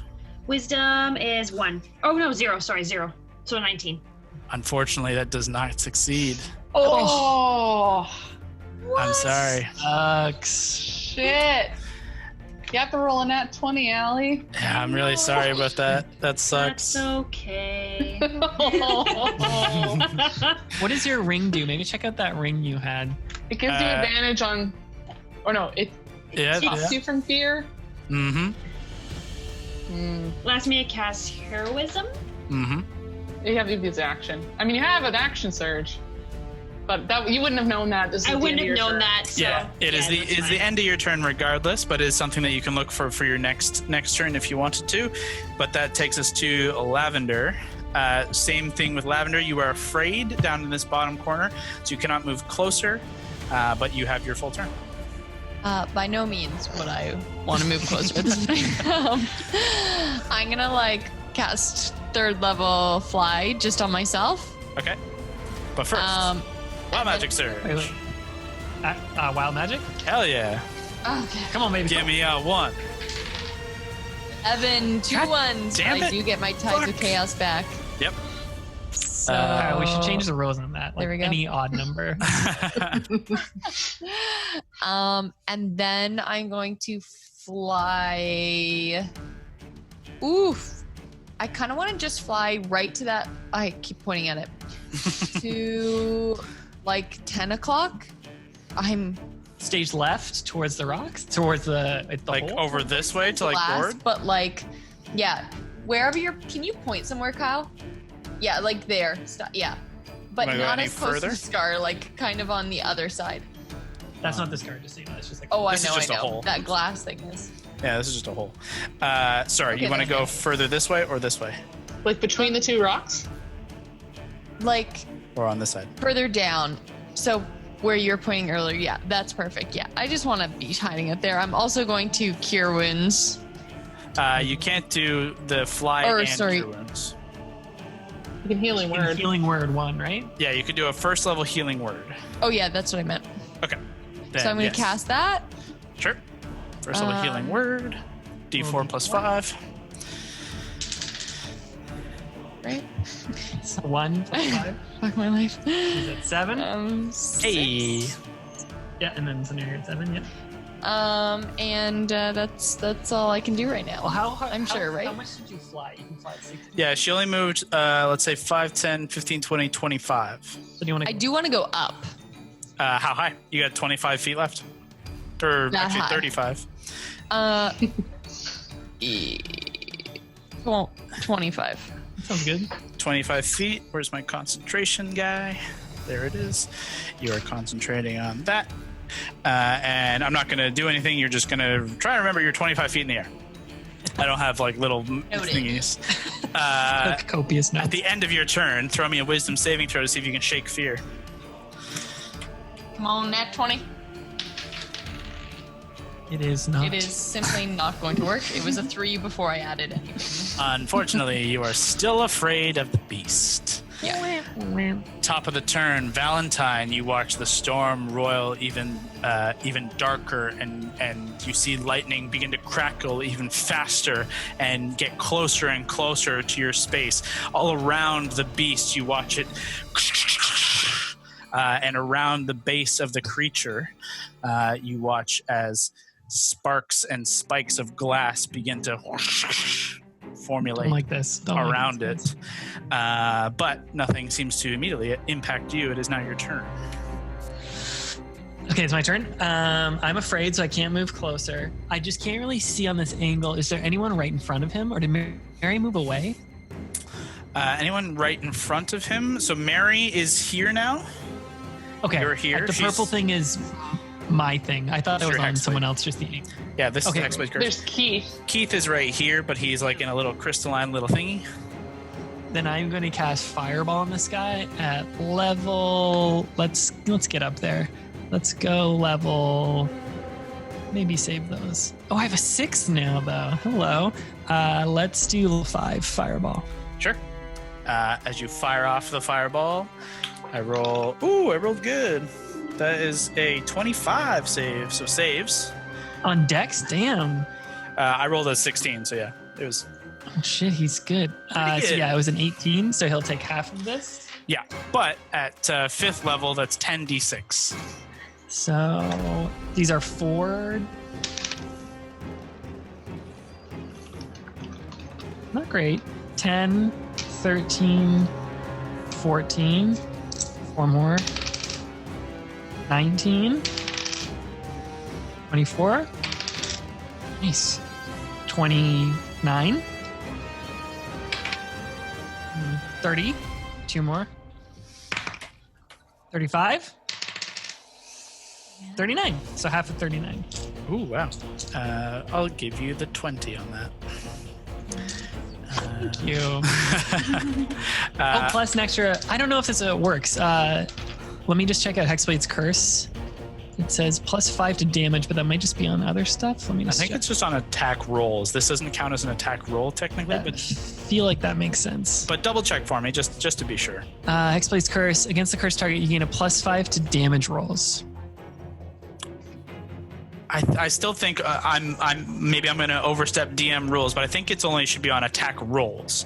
Well, not so the whole on- point is because it's like a hexblade thing, so it's supposed to be when you're. It's like on hitting physical with a sword. attacks or on when you roll to hit something. I think that counts there. In this case, I don't think it counts. That's good with me. I could be wrong. It's honestly not going to break the bank right now, so I'm going to say no for this time. But we'll come back to it.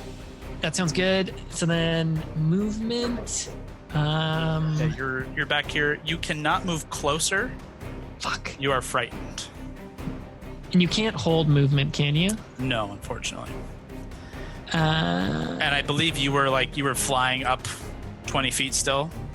So try and keep that in mind as well. can I fly down a bit and extend my hand and yell out to Mary to jump on? Okay. Yeah. Yeah, that's what I'll do. So you get 4 or 5 feet off the ground to be low enough for Mary to swoop up. Reach my little hand out. Yeah, but you do not move closer. You just move up and down. That is totally cool. Mary, did you use your inspiration? You still have that? No, I used it. Then I will inspire you by yelling that. Okay. Using your bonus action Inspire. Mark that off. Yeah. That is the end of your turn. And at the end of your turn, you can make a wisdom save against the fear. Ooh, great. No, I don't think 16. 16, unfortunately, is not going to succeed. That's okay. Oh, do I do this? No, because math is my friend. I don't do anything. At the I end, still have Hondo's D6. I just have to remember that. Oh, I see. Let's see. It is now the beast's turn.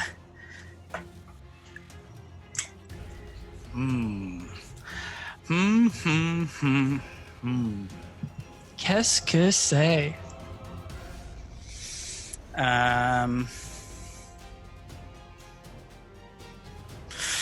Yeah, this is what we're gonna do. So, Mary, you watch the beast look towards your direction and begin to move, though slowly, not a feverish speed. It only moves slightly on these 4 limbs and scoops low and looks to you and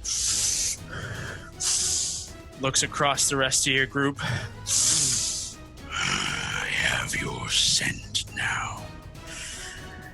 I will find you again, No, don't like that. and you will be mine. But not without a token of my own. And with his massive jaws, bites down and begins to burrow into the ground directly in front of Mary. And the creature disappears. Stormquake! As it burrows this massive 20-foot hole. Mary, you take a step back, and in this space now you see this tunnel begin to form as it burrows deep into the sand and beneath and away. There's a long moment, and none of you see it return. Does it take damage from moving through Gord's thing? It does, but I'll be honest, it's not going to matter. I don't like the sound of that. Go. The creature burrows deep, and in its wake, just lightning arcs out of the hole.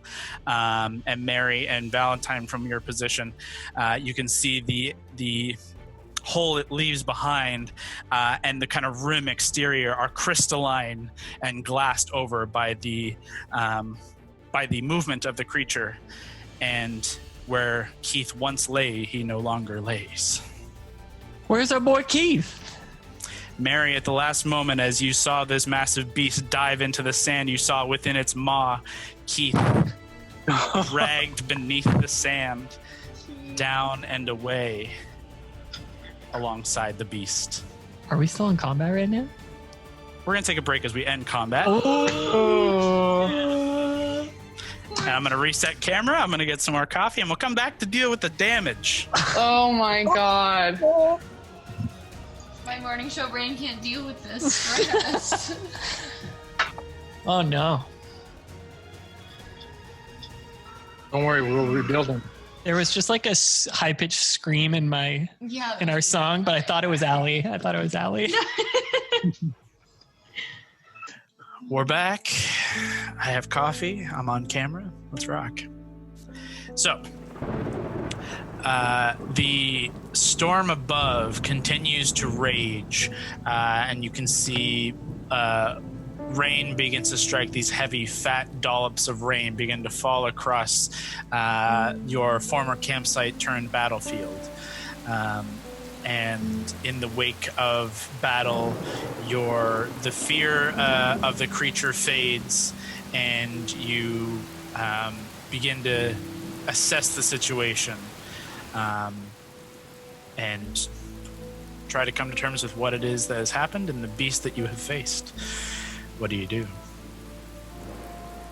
We all okay? Everyone up? Everyone alive? We're good. Breakfast time. Roll call. It took Keith. The crystal. He got caught in this chrysalis thing. Took it with him in that fucking hole. Is there a hole left, or did it get filled in with sand behind it, Kyle? No, directly in front of you and Valentine and Fern. As Valentine, you and Fern land directly beside Mary and step up to the edge.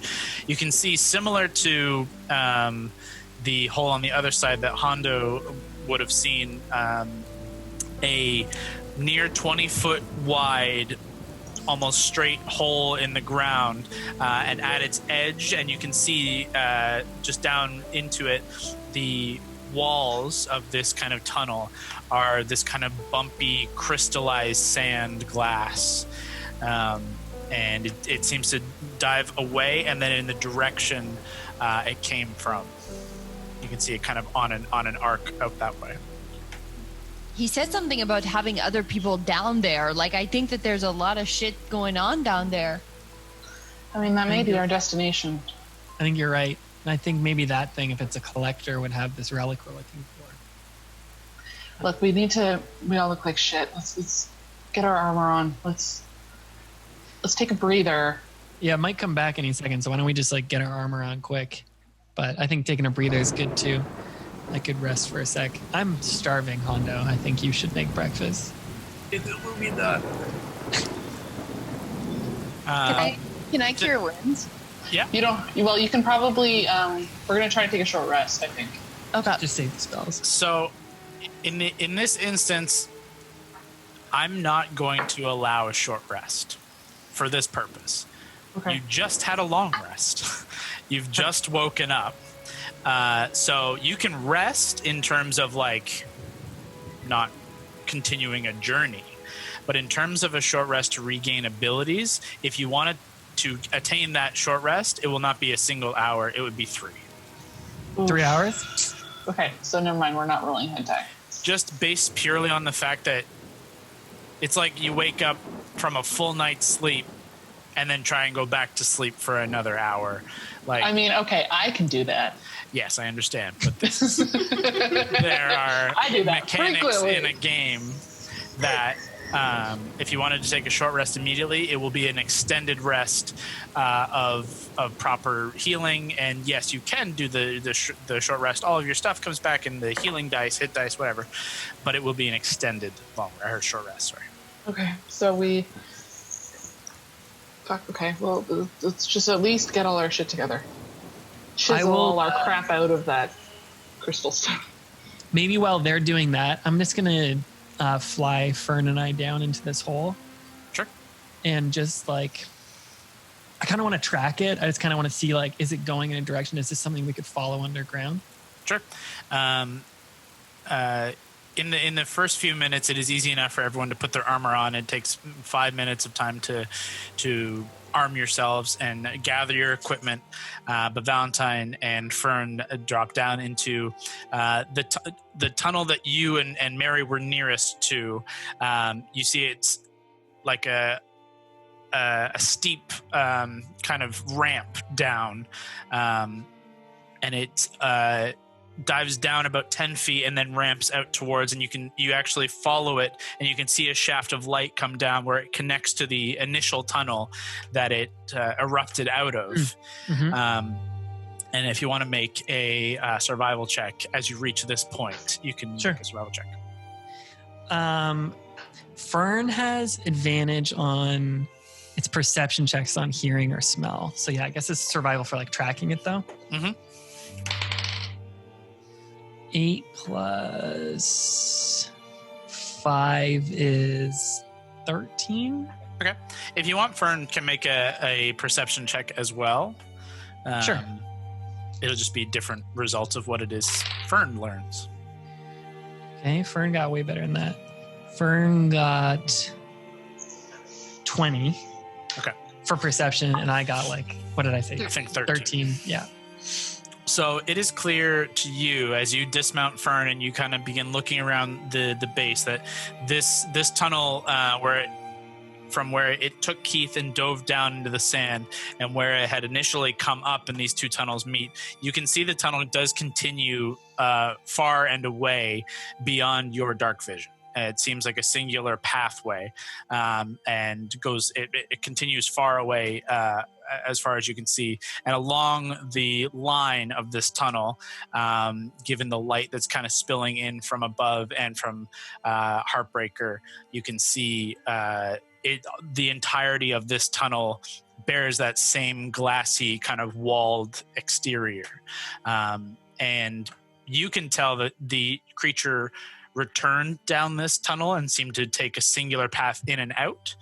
And Fern kind of lowers his head and perks both ears up, and you gain a kind of telepathic nudge from Fern that the creature is still moving ahead within these tunnels.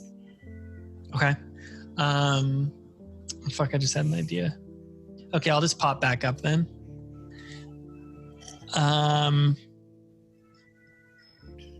What is it heading in the direction of the scar? Do I get that sense? Yep, but as you pop back up and you know like the direction from beneath the sand, it looks like it starts to go in that direction. But it is like from where you guys camped to the scar is about like a mile or so. You can't see that far under the ground, so you're not sure if it continues all the way or if it curves. It goes that direction as far as your eye could see beneath the ground. Okay, let's have a team meeting once we're all armored up. I think Fern's got a good read on where this guy's going, but I think kind of time is of the essence here. Who's real weak right now? We can do some healing before we get started on mission get Keith back. I'm in a mage armor. Okay. I'm gonna raise my hand. Who else looks like crap? I've definitely felt better. Do you still have 1 hit point? She's at 7. She's good. Okay. Fine. Okay, well I'm not at 7, but Brawley and Gorda. Okay, Gord's at 45. Brawley, what are you at? I'm at 51. Well, that's like a third of your normal health. Yeah.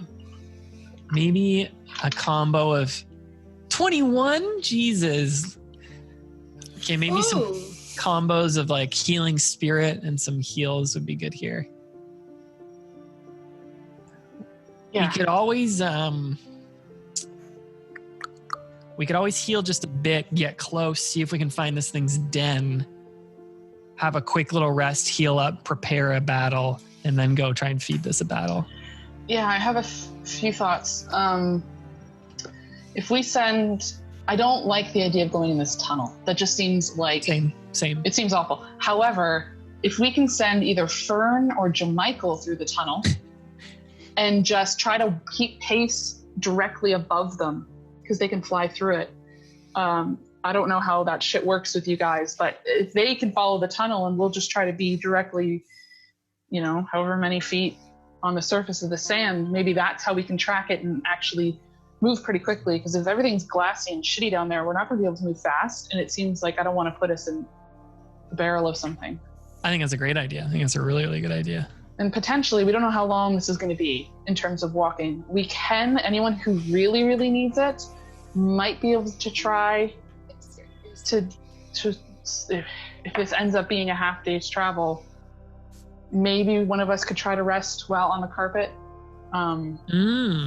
But obviously, we'd have to wait a little bit before we could even do that. We'll have to see how long this takes. Otherwise, I think we do need some help.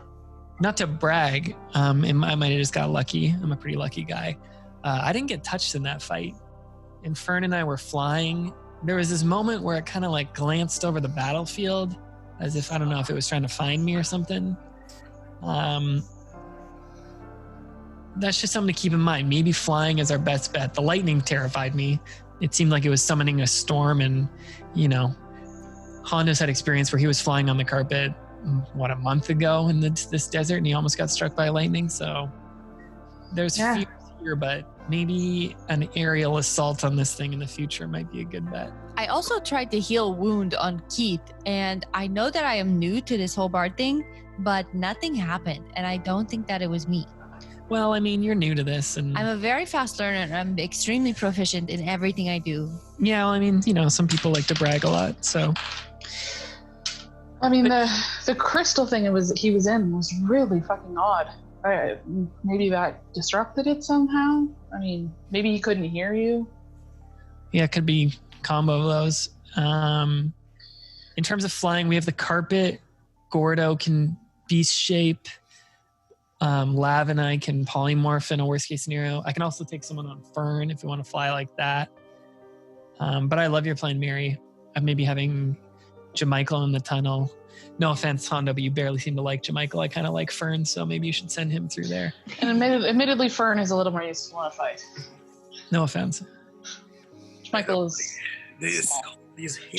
has done great for us. He kind of fucked up last time just a little bit, but it's fine. He still gave us a good warning. He'll redeem himself in this tunnel. He'll be fine. Hey, Hondo, don't you still have one of those explosive things? Might have one. I have a lot of things. Maybe you should give that back to me, Hondo. Do you want to give that back? Or? No, I'm okay. I'll keep it. All right. Maybe just don't keep it in your pant pocket, right near your crotch. It's probably not a good spot for it. No high activity areas, Hondo. Yeah, and that's a high activity area. Plus, I'm always backing Keith, but in a proper place. This could be quite the explosion. Do we have any idea that this is the only thing that's down there? Ooh, you think it's got eggs, little babies? I don't know. Remember that other thing in that other cave? That thing was so scary. Even though I thought those things were kind of cute when they were little babies. Ekaresh, It doesn't matter. Do you think that there are other things down there? There could be. He said something about treasure. And our boy Uth said these relics seem to attract powerful beasts. They want to hoard them. So who knows what this guy's got? All right, let's do a little tiny heal. I don't want to waste all my spells, but maybe we can do a little healing here. Gord, do you still have that little heal beacon? I'm pretty sure Gord's just going to the bathroom right now. He can't. That's true. Gord ducked out to Papa Wiz. Do we want to save potions? I don't even know if we have potions, to be honest. I think I have one still. Definitely, I think save it. Those are good in this person's about to die, I'll force feed it. Okay.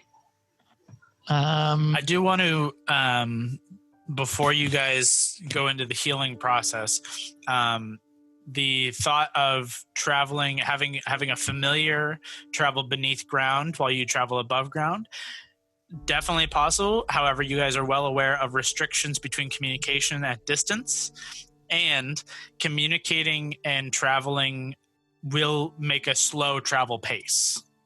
Just by you not going at your own volition, you are awaiting communication to travel and follow along.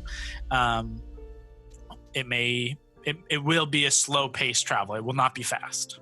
Okay, I thought it was going to save us time. I mean, alternatively, I'm not saying don't do it. I'm just saying there are that is a restriction. My suggestion was maybe it'll make it faster, but if it's going to make it slower, then fuck it. No, it's still a good idea. Like we could send Jamichael and be like, does this thing turn? Do you think this thing like takes a sharp turn? And then if he does sense it, he could tell Hondo and we would know we just don't head in a straight line. But if it like doesn't, we could be like, all right, let's book it to the scar. I mean, Val, when you and I went up on Fern and checked, we thought we saw something that looked like a sea of glass. This is a gesture around the area. This is fucking sea of shards of glass, yeah? I mean, maybe we just do that again. We haven't done it since yesterday. Maybe we can get a better eye on wherever this thing's lair is. New ideas. Sorry to interrupt you. Oh, that's it. That's all I had. We also saw another like maybe spire, some sort of like towery structure that was kind of shiny. We also have the crystal ball. We could try and spy on it. Oh, that is a good idea. Great idea. How about we start moving? Let's wait to try to use the crystal ball until we can see where it is once it gets to where it's going to be.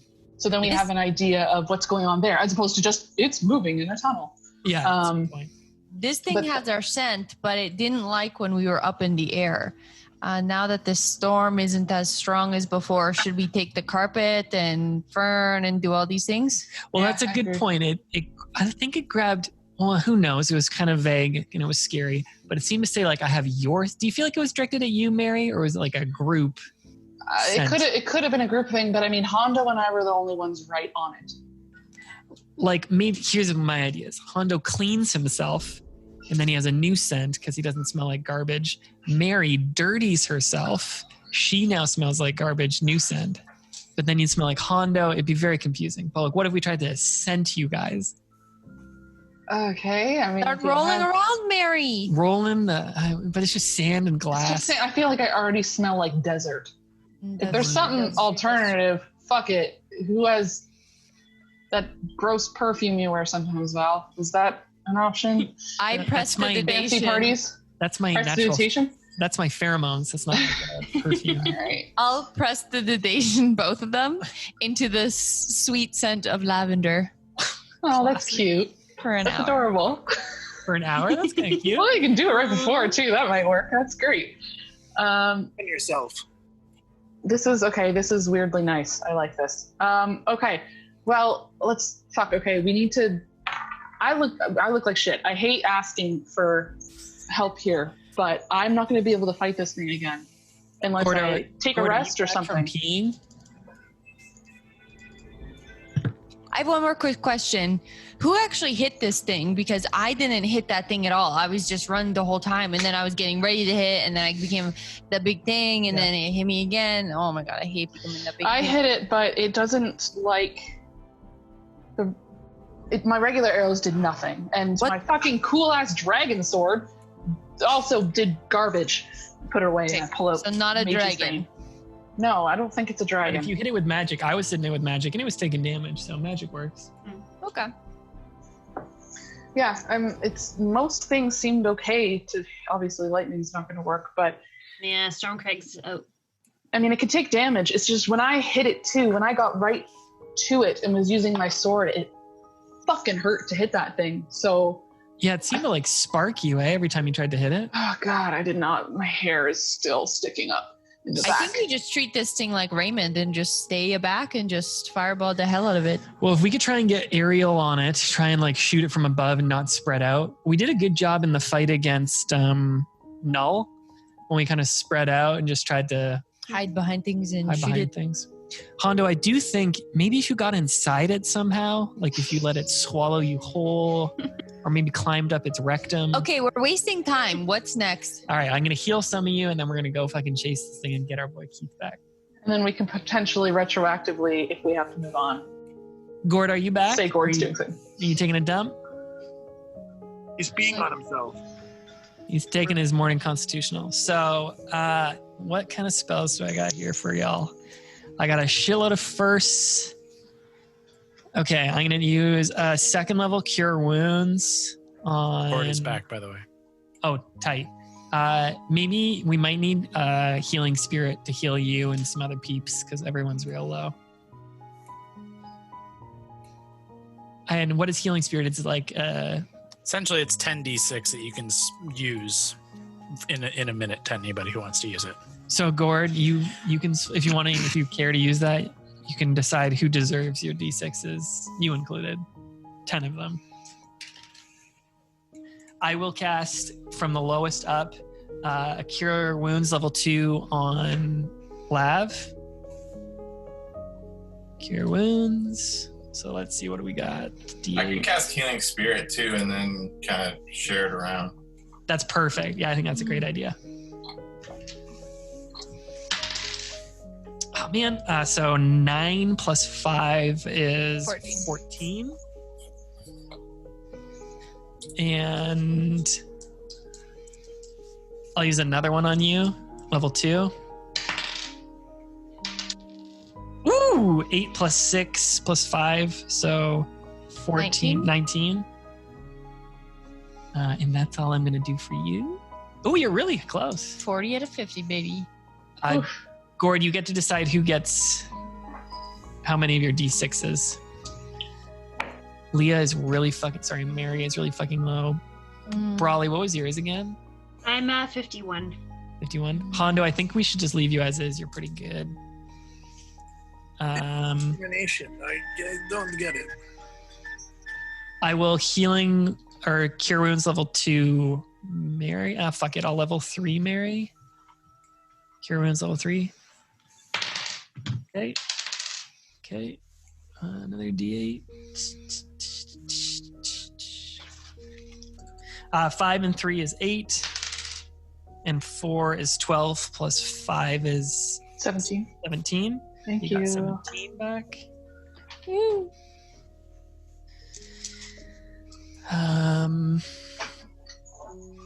Gord, how are you going to split up that healing spirit? What are you at now, Mary? No. I'm at 38 now. I'll do another one, level 3. Yeah, fuck it. Cure Wounds level 3 on Mary. 7. 4, so that's 11. One more. 11 plus 7, that's great. 18 plus 5 is 23. Nice. And then maybe if you can use it on Gordo, if you like split it up like 5 and 5, you and Brawley. Let's do it. I shall So cast Brawley, Healing Spirit level 3. Brawley 5d6 is 5. Good gracious.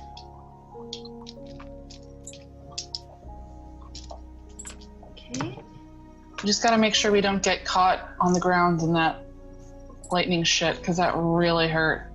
Kyle, I will take, if it's not already out, the carpet out of the bag. Roll it out. Easy enough.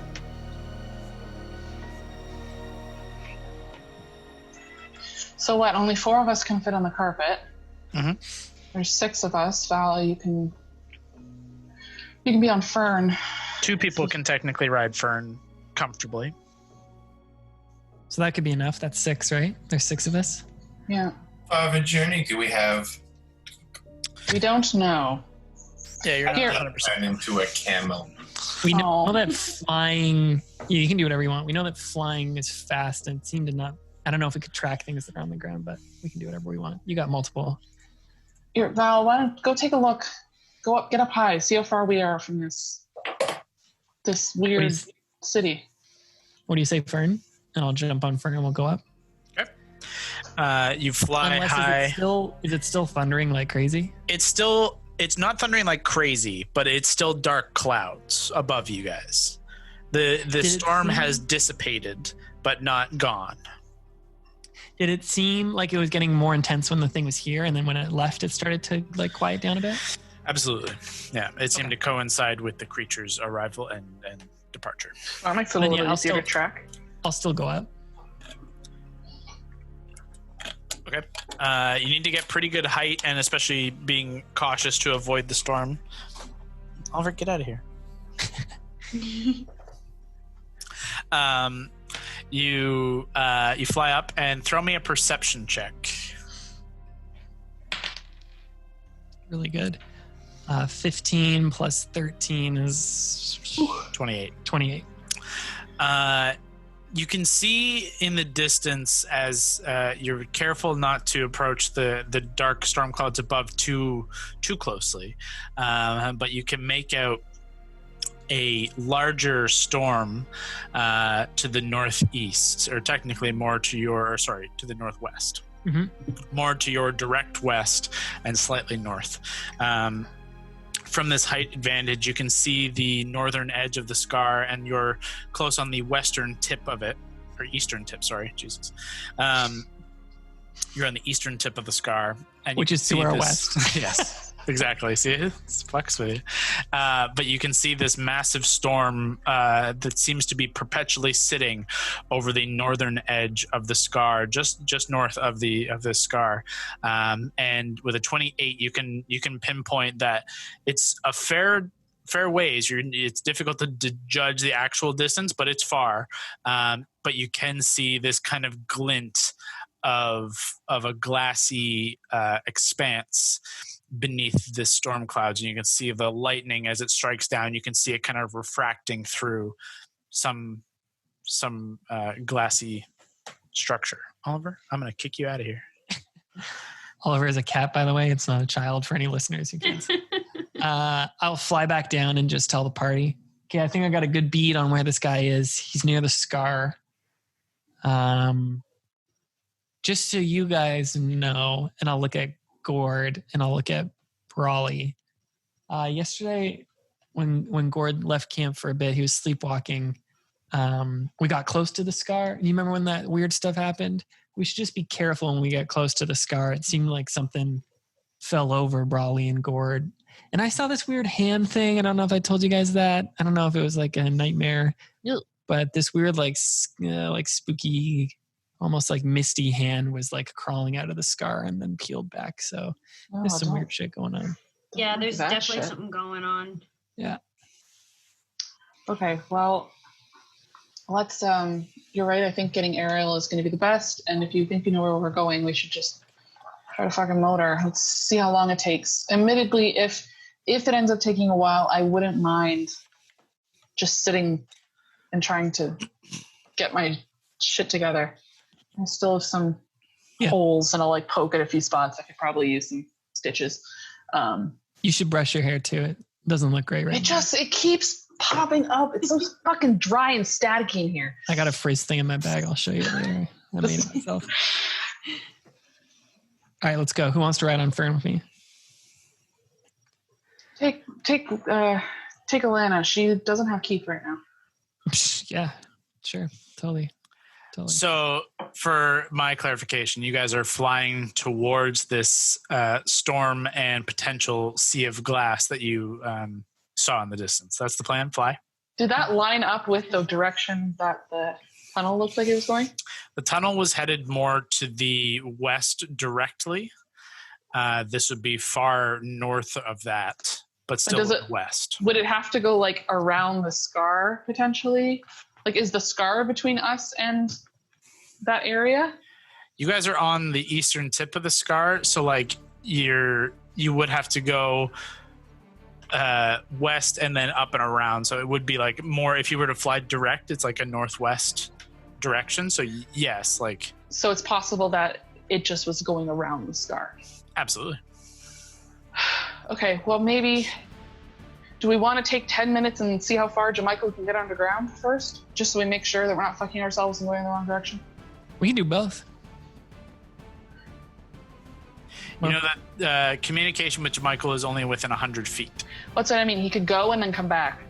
Just take 20 minutes just for him to go, see how far he gets, and like kind of like Scott said earlier, see if there are any like obvious turns, and then yeah, let's do it.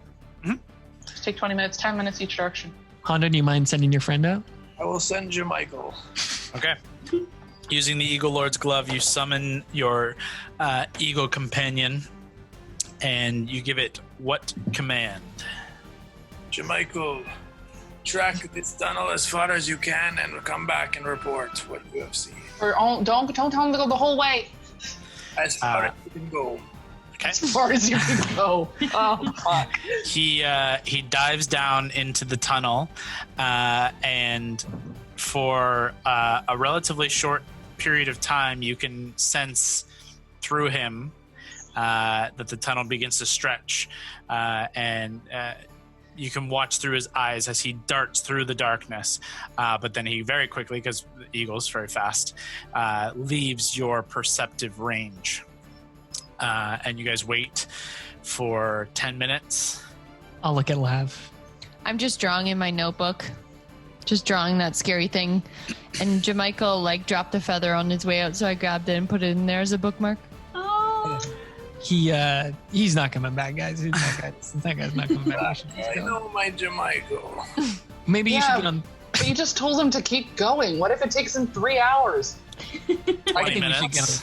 I think we should. Let's get on the carbon. Let's. Okay, yeah, let's fuck it. Okay, we'll get your fucking bird when we get there again. Okay. Poor bird. You almost blew him up one time. You sent No, him he to did his blow death up, in I here. think. Yeah. Oh, yeah. No. It's okay, he's not a real bird. He's a fade. He's like Fern. Everybody's a real bird. Okay, so you guys are setting off, leaving Jamichael to his fate. As always. As always. All right.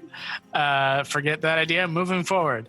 Come back. The day begins. Your travel day begins, I should say. And it is scorching beneath the heat as the storm clouds above you dissipate, and you move towards other storm clouds far, far in the distance. There is still a beaming sun above, and for your first 4 hours of travel, you near the scar, but you go well northwest of its edges and do not approach it directly, knowing that it is temperamental at the very least. But I need everyone to make a Constitution saving throw Come on now.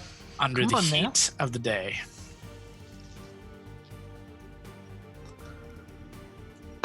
Ooh. Okay. What do I add to this? Not great. Yours is better. 15 for Val. Okay, 19. it's a success for sure. Even on Val? 15. Yeah. Yep. Hey. Hondo. 10. 10. You didn't add Allie? anything, or did you? 28. Yeah, you're fine. Gord. 20. Oof. Mary. 24. Nice. Hondo, you gain 1 point of exhaustion. Oh. H-O. Under the heat of the Kel Desert sun, and with no good means of protecting yourself, especially sitting atop a carpet and traveling with no cover for the first 4 hours of your day, you are currently exhausted, which means you have disadvantage on ability checks currently. So what's your deal? You're like used to water or something? Are you gonna dry out if we leave you out here too long? Maybe it's because you decided to stay asleep and didn't come with us to that friggin' scar. I don't know. Karma is a real bitch out here in the desert. I have been in environments 10 times harder than this. This is nothing. Bring We're not it. talking about the women you've been with, Hondo. We're talking about the desert. I am I come from a desert island. This is nothing. Okay. I'll turn to Brawley behind me. It looks like they're like bonding on the carpet. I think Hondo and Laugh have a real connection. I know, it's so great to see that. I'm just like laying there, like massaging my temples, just with the whole. Is this like chilling on the back of the carpet long enough to be able to roll hit dice, or no? For the 3 hours? If not, that's fine. Whoever is not piloting, sure.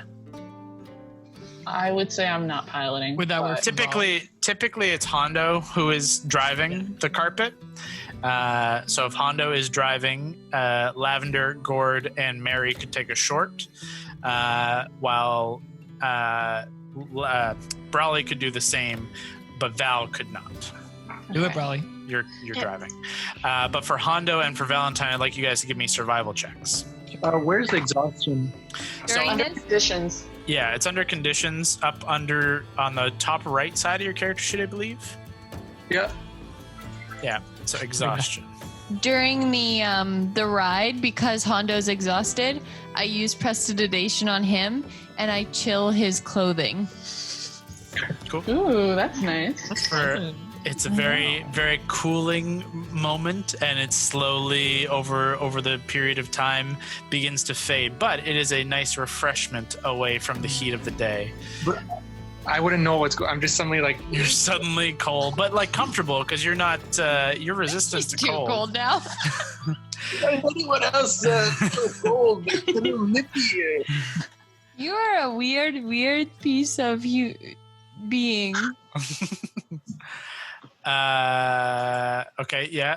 A 4 I got- plus your survival. I got 18. Okay. So yeah, do Survival check. Am I doing? Yep. It's 15. Oh no, sorry, 4. Yeah. 9. 8. Okay, so Hondo, you lead the carpet, and actually you have disadvantage on that, but it's not going to make a huge difference. That's pretty low. You're leading the carpet and you're driving, and Hondo or Val and Brawley on Fern, they have a little bit of an edge on you. The speed of Fern is faster than the carpets. They're leading ahead of you by a touch. And as everyone else is kind of resting and taking a breather to heal themselves, the gap between you guys on the carpet and Valentine and Brawley grows larger and longer. And Hondo, you're consciously or unconsciously steering the carpet closer to the west, closer and closer to the edge of the scar, and less on the desired path to the sea of glass. look at the man you're trusting right now. This is not the man you should trust behind the wheel. Valentine, throw me a perception check as well. Sure. Same roll. 15 plus 13 is 28.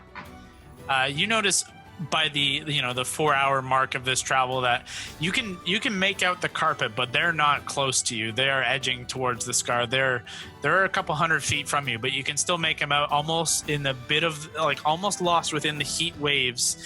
But as you and Brawley have been in conversation and just traveling, you've not been paying attention to the rest of the party, and they seem to have drifted closer and closer to the scar. I will go on my earring and radio open frequency. Hey, what are you doing? We're over here. You're getting too close to the scar. Can you see me? Would I be able to answer? Or am I? You're fine. No, you're fine. You're not completely out of it. You're just a little tired. You all hear Valentine call across the earring, and those of you who are resting are able to kind of pop up and pay more attention now, and see Hondo has brought the carpet a little too far south for what you'd like. Sorry, guys. Looks like the steering is a bit out of balance. I'll correct us. Are you daydreaming again? Oh no, it wasn't me. I thought I was going straight. The stupid thing. I'm sure these things can be super temperamental. I totally get that. At this point, as you guys are having this conversation, and Hondo begins to pull the carpet away from the scar, you can see you're high enough that you are able to see a little ways ahead, and you can just see over the lip as it drops away into this chasm that is the scar. And from your elevated position, those of you on the carpet, it is a weird, dark pit where there should be light spilling down from the day above and illuminating what rock and whatever else lie beneath. It seems almost lost in a vague, shadowy darkness. And I need all of you on the carpet to make a wisdom saving throw. Oh, shit. Look at the scar. Hondo, as the pilot, ever the pilot, if you look out the left side of the carpet, you'll see the scar and its multitude of madness. Oh, God. Did you say wisdom? Yeah, Val, you and Brawley are fine, but a wisdom save. 16. 16 is a success, if I'm not mistaken. 21. 9. 21 is a success. Hondo is a fail. Gord? Thank God it's the guy driving it who fails. All right, well, what dice? Wisdom save, please. D20. Okay. 29. Yeah, you're fine. Hondo, God. Holy fuck! Kev, if you can throw me a D100 or roll 2 D10s. Oh, fuck. If you have the digital dice, so do D100. That's fine. We'll do 54. Mary, what did you roll? Is there? I saved. I rolled like a 21. Oh, there is. I could do 100. I didn't know that. Oh God, Kyle. It's gonna. I'll roll. No. It makes the most sense for it to be Lavender. Oh, boy. Hondo, roll an attack at advantage with Whisper. An advantage. An advantage. Roll like shit. You've been rolling like shit all night. You can do it. It's terrible. They're all Hey! Pretty shit. But not this great. might. Still probably gonna add? hit. What do you add? Plus with Whisper. So I think it's plus Whisper, 11 or 12. Plus 12. So 18. Does that hit Lavender's armor class?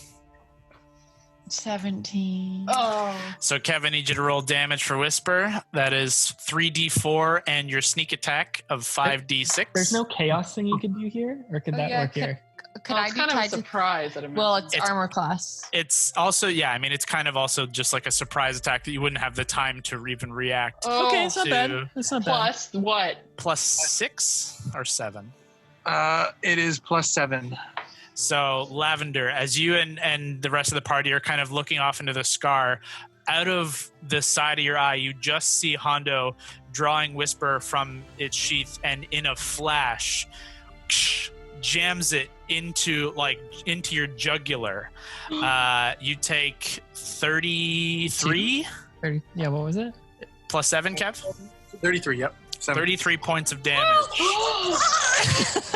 As Hondo, in the blink of an eye and out of nowhere, jams Whisper into your neck. Hondo, you draw it back, and Lavender's blood splatters your face as you regain your consciousness of your mind, and realize that you have a bloodied dagger in your hand and Lavender bleeding to your side. What the fuck?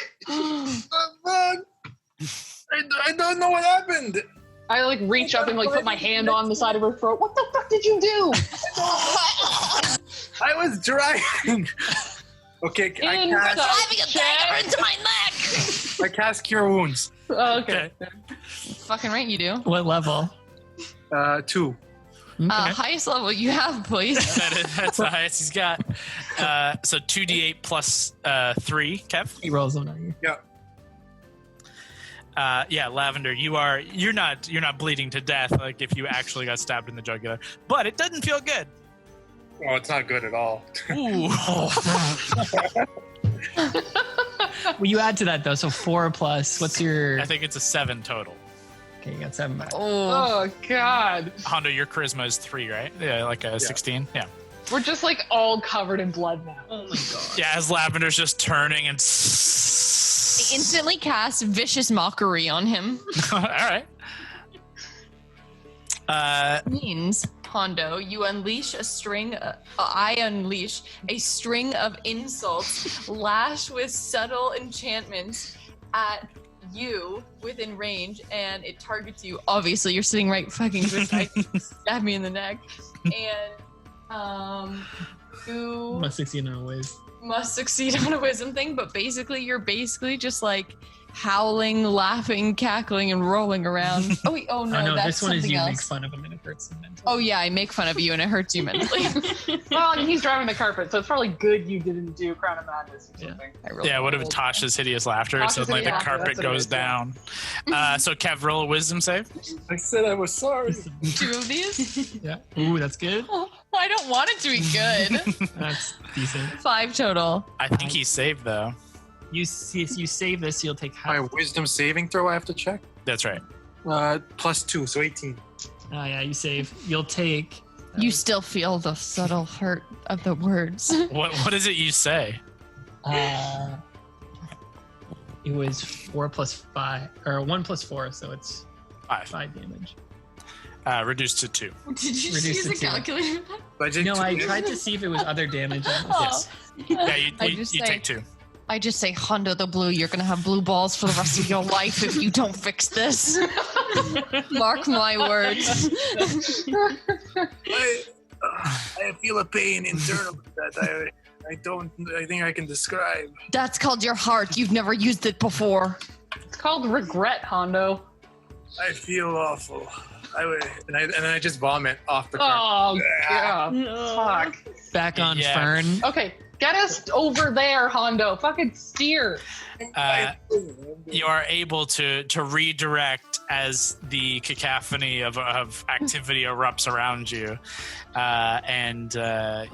you begin to make your way to close the gap between Alana and Valentine and the rest of you. Back on Fern, I'll just turn to Brawley and be like, it really looks like they're having a good time.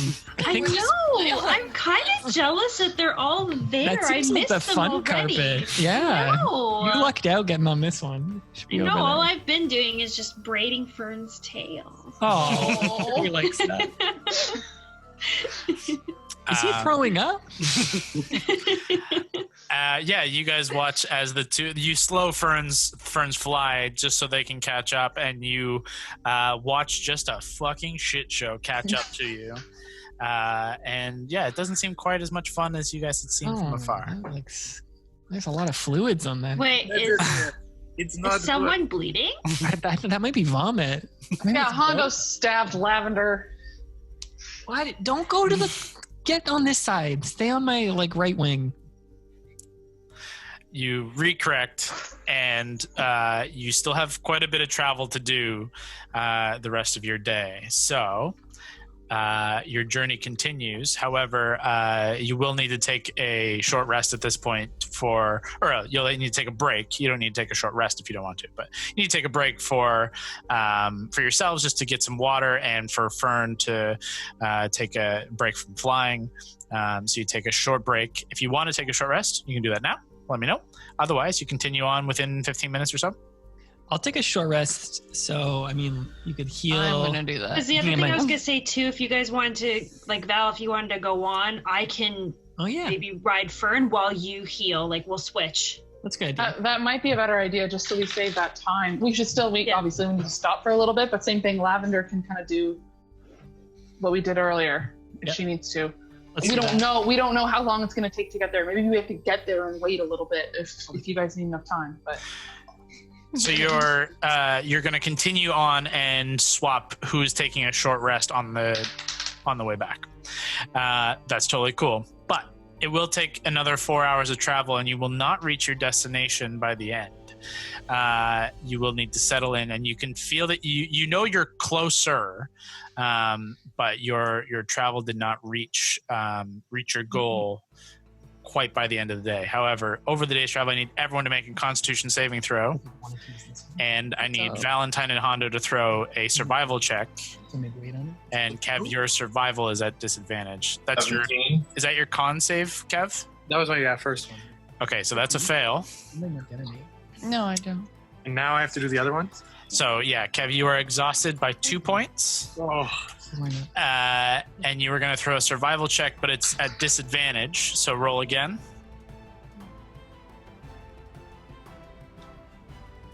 Okay, so take the first one was a 14 plus your survival. 4. So 18. Okay, that's good. And Scott, if you can throw me... everyone needs to throw a con save for Constitution for exhaustion. Yep. And then, Scott, I need you to throw me a survival check after the fact. Ooh, my exhaustion is 2 plus. That's a fail. Yeah. Okay, you are exhausted by 1 point.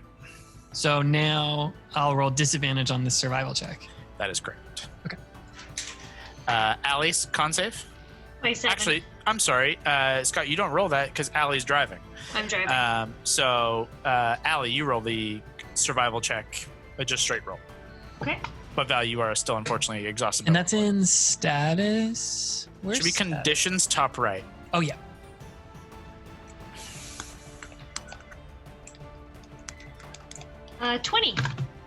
Oh, okay, great. Between yourself and Hondo piloting the Carpet and Fern, you actually you managed to make good travel pace. And despite the heat of the day, which begins to dissipate by the time you need to settle in for your day's travel, you can see you're on top of this ridge that overlooks down into the slight valley, and you can see the scar is still now more directly south. You have made your way up and around the scar, and it is directly to your south that you guys settle in, and you can see a massive storm front just kind of sitting over top of this area to your west, almost directly. You can see it's within an hour or two's travel. You would be in the heart of this storm, and from your height position you could see the glint of this sea of glass, as it were. So you know it is not too far off, and you could continue the travel forward or settle in for camp. It's up to you. No, we continue. Okay. What time? So we said a few hours. It's getting late. Is that what? Yeah, you guys are at the extent of like a travel day to push forward. In theory, you guys have been flying, so like there's not been like it wouldn't cost you exhaustion necessarily. I will ask for a check from Fern to like make sure he doesn't get exhausted, but like you guys aren't walking on foot. It will just and seeing as you slept actually in later to the day, it shouldn't cost you guys any exhaustion in sleep. It's just this is the end of an 8-hour travel day. You're close though. You're within an hour or two, so you can push it forward to get to this sea of glass. However, what's the play here though? Should we? Before we continue, I need to get everyone's con saves for the day. I got Hondo was a secondary fail. Val got a fail. Ali succeeded by 1,000. What was Lavender's con save? I don't think you rolled that. A second one, so roll a d20. I did. I rolled a 15. You're good. Right? We rolled 2 now. Oh, okay. Yeah, there was a secondary one. All right. Well, I didn't roll a 15. 9. Okay, Lavender has 1 point of exhaustion. Mary and Gord. Like a 26 or something like that. Yeah, you're fine. Gord. Yeah, you're fine. So it's just Lavender and Val with 1. Hondo has 2. I'm so afraid I'm still 1. Does that mean he has disadvantage on attacks? Nope. He has disadvantage. The 3 of you on the bottom of my screen, I don't know how it looks to you. The 3 of you have disadvantage on ability checks, and Hondo, your speed is halved as well. Ooh. So if we could get a little close, just do a little scout and come back, but it's getting close to the end of our day. We could always rest now. Where's the sun in the sky? It's difficult to tell from this perspective because the sun is setting. It is getting towards nighttime. However, where you're positioned, you are beneath a storm cloud, so it's difficult to tell on the horizon. Everything just seems dark to you. However, you're not in the heart of the storm just yet. You're not at the apex. It's just kind of dark and moody around you, and a kind of constant rumble of thunder. Maybe it's smart to camp out somewhere if we use the tree again. I don't want the tree to draw lightning to us, but I don't know, the lightning kind of moves though, this staying over there. This thing found us last time we were at camp. We're closer to where it lives. If it knows what we are, if it knows how to smell us or how to feel us through the ground, it's going to attack us in the middle of the night again. Maybe? I know what you mean, like it could, but are we in a position to fight it right now? With Hondo looks like shit, he's throwing up everywhere. Val just took a blow to the neck from Hondo. I'm pretty low on spells. We can try, but I'd like to, if we're going to do that, I'd like to find a spot that's up on rocks, not in the sand. I think that's a great idea. Somewhere where it can't tunnel to us. If we're going to do that, we need to find, even if it's an extra hour travel. However, we're leaving Keith there overnight. Yeah. He seemed to say trophy, though. I mean, Brawley, this is your call, what you want to do. If you want to rush in, we can rush in. I think as much as I want to go and run and save him, I think the smartest thing to do right now is probably heal up. We're all hurting, and if that thing does come again, we'll have a harder time facing it. Keith can do it. He can handle his own. He's a good boy. He's a sweet He'll boy. be okay. He'll He's a be brave okay. boy. He's a brave boy. Okay, well then let's try to spend some. Even if we have to spend a little more time, let's find somewhere that is up, out of the sand, somewhere as rocky as possible. If there's like a little mini mountain, mesa, something like that. Throw me a perception check. Can Fern and I do that with Mary? If she does one and we do one? Appears to be a disadvantage, but yeah. Is that okay though? You can do it at disadvantage, yeah. You can't. I wouldn't say you could help someone while you have disadvantage, but you can make your own. I rolled an 18. Okay. Yeah, mine's not that great. I rolled 15. Yep. You guys can see as you guys kind of get up into the sky, though. Again, you are trying to keep away from the cloud tops, this kind of roiling storm. You can see off in the distance about north of where you're positioned by probably 2 hours, maybe even 3 hours. You can see a collection of rocks. However, around here, you can see this space north and surrounding this area seems to be more sand dunes than mesas. If we need to go north anyway. If we try to make it there, then it will knock. Or is it not north? Sorry, no, it would be directly west from where you guys are sitting. You would be pulling yourselves away by about 2-3 hours. So you'd be 4 to 5 hours to get to your destination when you choose to. I think that's a good idea. We don't want to be that close anyway. I think it's worth it. Yeah, let's do it. Okay. It's worth it for the safety. Otherwise, that thing could hit us at 1 a.m, and then we'd really be fucked. Safety, spells, health. I think it's a good idea. We just need to make sure we get fucking moving in the morning. Yep. Okay. Lavender looks at Hondo, kind of kicks him and says, "Yeah." You guys load up and begin to head in this northern direction towards these higher rocks. And as I said, it gets actually closer to the 3 hour mark. It's a little further off than you anticipated. And you can see beneath the sand is being picked up by this kind of low-lying sandstorm. But you managed to keep above the sandstorm and below the thunderstorm, but you can see the environment around you is very hostile, and as it gets darker, the hostility grows as the thunderstorm and lightning begins to pick up in intensity. However, you manage to reach your destination atop this mesa, and you're about maybe 60 to 80 feet up in this kind of grouping of rocks. There's a space of about 20 or 30 feet, kind of a flat top with a couple of different rocks that you can position yourselves on top of to be away from the sand and away from anything that could easily get at you that is not coming from above. All right, I'll take first watch, Fern and I. Okay.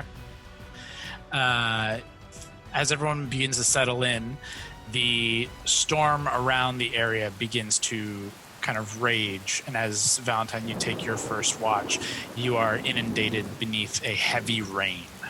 And it pours, and it is piercingly cold. And even sitting beneath Fern's wing as cover, it soaks you through to the bone and gets through all of your tents, and it is an uncomfortable position to sleep through. Make a perception check at disadvantage.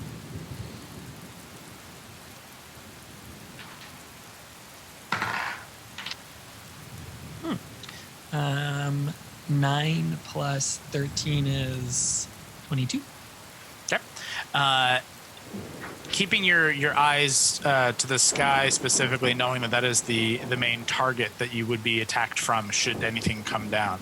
All you see as you try and dodge heavy, fat raindrops is more dark sky.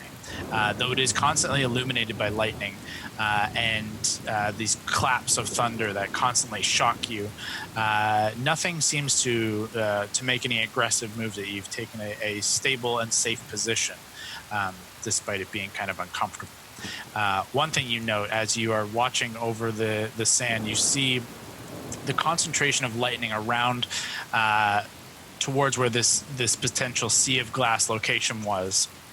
You watch in rapid succession 5-6 lightning bolts strike in this one space, and you can see this kind of glow from the base, from in between, like you can't quite see, but like these sand dunes dip down and these lightning bolts strike on the opposite side, and you can see this kind of glow from the opposite side of these sand dunes. And even at your heighted position, you can't quite make out what it was, but it's a glow that lasts, undulates, and then fades. It's the only thing of real note you notice through your evening's rest. As we go to the next, I'll try and gently nudge Mary's shoulder. Mm. Hey, I don't want to wake up Hondo. He smells like vomit. Yeah, we're good. I didn't really see anything. You look fucking tired as shit. Why did you take first watch? Why did we let you do that? Because I'm brave. I'm really brave. Okay. There was like some lightning over there. It like hit multiple times in succession. Kind of felt like the ground was glowing, like smoldering. But that's pretty much it. Great. I wonder if it was charging something. Yeah. Anyways. Okay, well, go to sleep. Do you want me to get that frizz thing for you? Actually, in the rain it won't work, so maybe in the morning. It's fine. Maybe it'll just make everything better. Okay. I will take second watch. Mary, you take second watch, and the storm only grows fiercer as you continue the watch. Where you were already kind of soaked through in the first beginning of the watch, that rain does not let up. And if you throw me a perception check, you don't have disadvantage, so straight roll. Not great though. 19. You don't notice the same phenomena that Valentine did. However, you do note that the storm has picked up in frequency of lightning bolts and the immediacy of thunder directly after. It seems to be at all times ever present atop like an entire 6-7 mile span over where this former sea of glass position was, reaching out to this position. And at one point, a lightning bolt does strike down towards the rock that you guys are positioned on. However, striking towards the rock base and not towards the top where you guys are positioned, thankfully. And thankfully, your rest goes unimpeded by attack. Who do you wake up? I missed those con saves. Who isn't exhausted? Allie, Gord, and yourself are not exhausted. I'll wake up Gord. Okay. Hey, buddy. Oh god, your fur is soaked all on the right hand side. Is it? Yeah, okay, go watch shit. Val said something about a lot of lightning in the one spot where the thing is, and something about glowing, and I didn't see any of that shit, but just just don't keep something from fucking murdering us, yeah? Fine. Okay, night. Gord, you awake and take position, and yes, your fur is indeed soaked through to the bone, and it is uncomfortable as you begin to settle in for your watch. Throw me a perception check, please.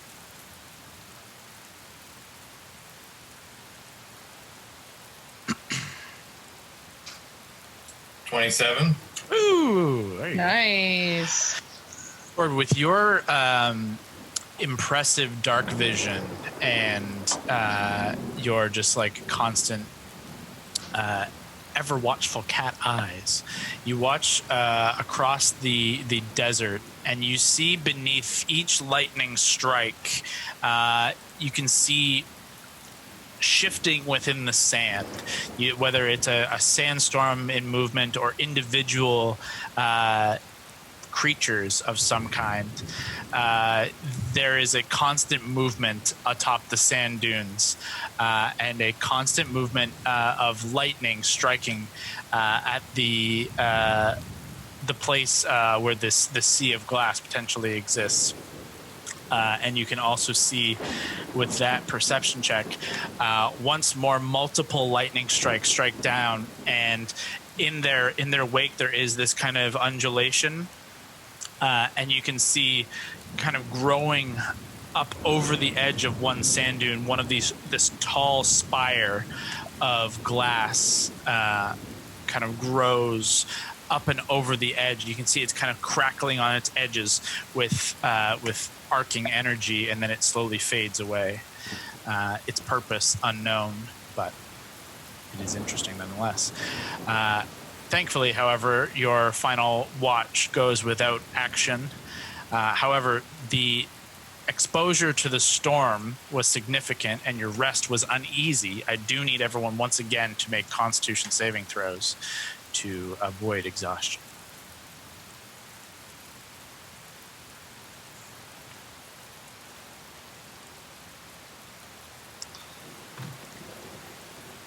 Okay, Kev, what's that total? It's 15. Okay, that's a success. So you are down to one save instead of, or one point, sorry. One exhaustion. Yeah, one exhaustion. So your speed is not halved. You do not gain another point or don't stay at your level. Valentine? 15. Okay, you managed to get rid of your former point. Lavender? Can I use my Tides of Chaos just to have the advantage? Yeah, sure. The other one. 11. Unfortunately, you maintain your single point, so you have disadvantage on ability checks still. Allie? 18. Yeah, you're fine. Mary? I was muted. I'm sorry. 25. Yeah, you're fine. Gord? 16. You're fine.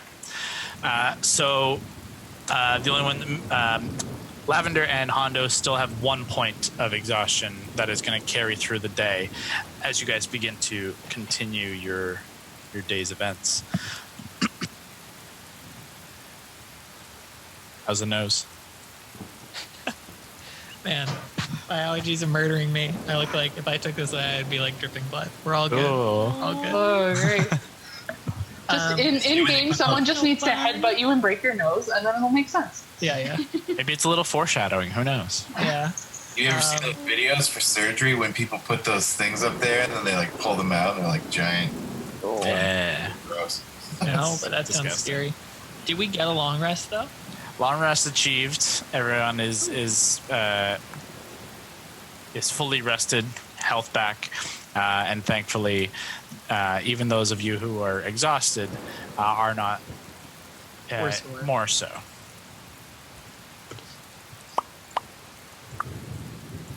So, your day begins. The storm continues. The storm has not abated. And it is as ferocious as it was the day previous. However, you have, as much as the rain continues to pour, you have not felt the wrath of any lightning, thankfully. But still have a couple hours of travel yet. I wonder if Jermichael ever got to the fucking thing. Yo, is Jermichael back? No, he's out to handle himself. He'll be back. I think Yeah, okay. he's coming. sure he is. Anyone see anything on their watch? I saw like a lot of lightning making like a smoldering hole in the ground. Anyone else see anything? Just the big ass storm. Gord? What? Do you see anything on your watch? Not really. You? Yeah, I saw this like lightning making this like smoldering hole in the ground. Did you see anything like that? No. You're All right. That was a lot of blood, babe. Oh. Yeah, sorry, babe. There's not a good spot for it. God, do you want to take a break? Yeah, You gotta keep going. Yeah. we can take a breather here. Break. No, we're good. No, take a break. Yeah, let's take a second. Yeah. It'll take like 10 minutes. It's not that long. It is roughly 5-6 hours of travel to reach the sea of glass once more, though you are not under the effects of the heat anymore. You are currently within the storm. I do need whoever is piloting both Fern and the carpet. I'd like you to roll percentile die for me. Ooh, okay. I'll do this. Okay. 52. Okay. And also, sorry, I would also like you both to roll survival. Hondo, you are at disadvantage. I was going to ask if I could help Hondo try to make sure he's getting in the right direction, but if not, that's okay. Oh, God. Doesn't matter. Look, these digital dice hate you. Bad. All singles today. We need to ship you your actual dice. You rolled two 20s. I did. You rolled two 20s, but a lot of shit as well. Okay. 11 for Val survival. Oh, also not great. But Not great. Oh no. you guys have a solid idea of the direction in which you're traveling, and you begin to set out for the day, though under this perpetual storm, it is not comfortable, nor is it safe. And you find out very quickly, those of you on the carpet, why traveling by air in the middle of a thunderstorm can be treacherous, as a lightning bolt streaks down from the sky, striking through everyone atop the carpet. I need dexterity saving throws from all of you flying, as Valentine and Valentine, Allie, and Fern are able to avoid the initial attack, or avoid the initial bolt. You guys are far enough away to be safe. I rolled a 1, use an indomitable right away. Oh, Hondo, another one. Oh, God. Sorry, At least you Scott. only take half damage from a dex save. Scott, I need you to roll for Val or Lavender as well, please. Yep, I did. She got a 10. That's a fail. Mary, I rolled a 16. you're gonna use Indomitable now. I rolled a 1. Gord, deck save. Oh shit! Sorry, I rolled survival. That's okay. Oh fuck! 18. Hey, all right. Nice. I thought "oh fuck" was bad, but no, it was great. Yeah, me too. Okay. Oh, I like how it shows when you have advantage. Is that new? Might be. I haven't looked at the dice thing in a while. There's a little A beside your Oh, yeah. roll now for advantage. Okay, so Hondo, Lavender, fail, Mary, and Gord succeed, but Hondo's fail is still a success because he has evasion.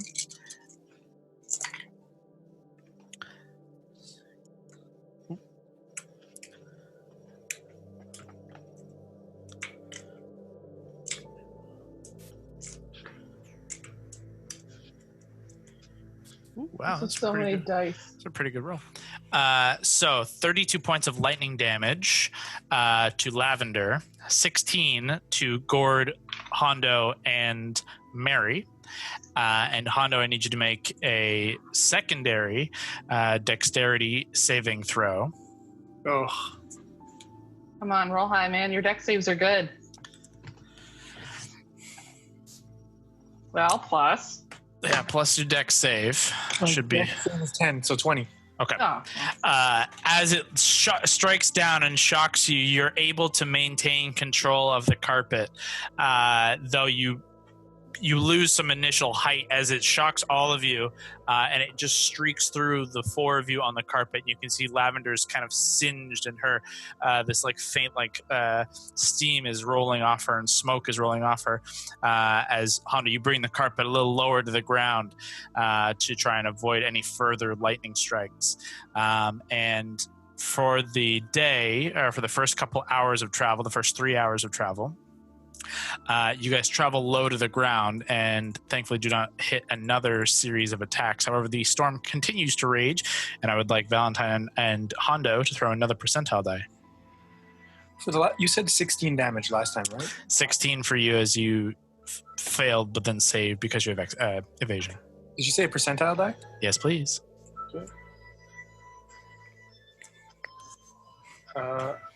90. Nice. Oh, 100. awesome. It's either really good or really bad. Yeah. No, in this case, it is a positive. As you guys continue your day. Sorry, what's that? That was not. That was a modifier. That was not. That was wrong. Oh, I rolled. I thought that would be 100 die. It's not. So I'll Well, what is it? What was it? Yeah. But I think because it says add modifier to your roll. So I put 100, thinking it was 100 die, but I. you just you manually put I in one. respect your honesty. Me too. This is what I. Still good. Still fine. So for the second part of your travel, you continue low to the ground, though not on the ground, just trying to stay as far away from the actual storm clouds as possible. And you keep about 15, 20 feet above the ground. As you can see, periodically the winds whip up and a whirlwind forms and fails, and then another will form and fall, and then a full wall will erupt, and you guys manage to dodge out of the way of this wall, flying up and over it as it rolls and grows and grows. And you can see it grow continually behind you. However, you manage to pass over it, and you fly to the point where the ridge line of the dune begins to dip back down, and as you crest over this ridge of sand, you see the sea of glass stretch out in front of you. Beginning at right on the other side of this dune, reaching down low, you can see reflecting in the ground the lightning and storm above in thousands of small shards and flecks of glass that make up the ground near you. And it starts small, and as it gets closer and closer to this kind of lower ridge, lower valley of sand, you see these massive pillars that erupt out of the sand dunes themselves. You fly above these low-lying kind of glass sea, and periodically one will rise up and out the size as wide as any man and twice as tall. However, what catches all of your eyes toward the center of this kind of the main dipping point between this valley, you can see, standing roughly 15 feet tall in some cases, these massive monolith-like crystals. There are 5 that are immense in structure and near identical, and they kind of stand around in a loose circular formation. The storm continuously rages, however, as you get closer and closer, not quite reaching them just yet, you can see a break, almost like the eye of a storm, directly above this point. And you can see that there is like a kind of a shaft of light that breaks down within these, around these 5 pillars or crystals. And you can see this kind of glint, this light, the sunlight that kind of catches within them and breaks off and splits, and it kind of sparkles and shines, and it's very eye-catching, and almost distracting. So, and as you get closer and closer, you have a very difficult time prying your eyes away from it. I'd like everyone to make intelligence saving throws.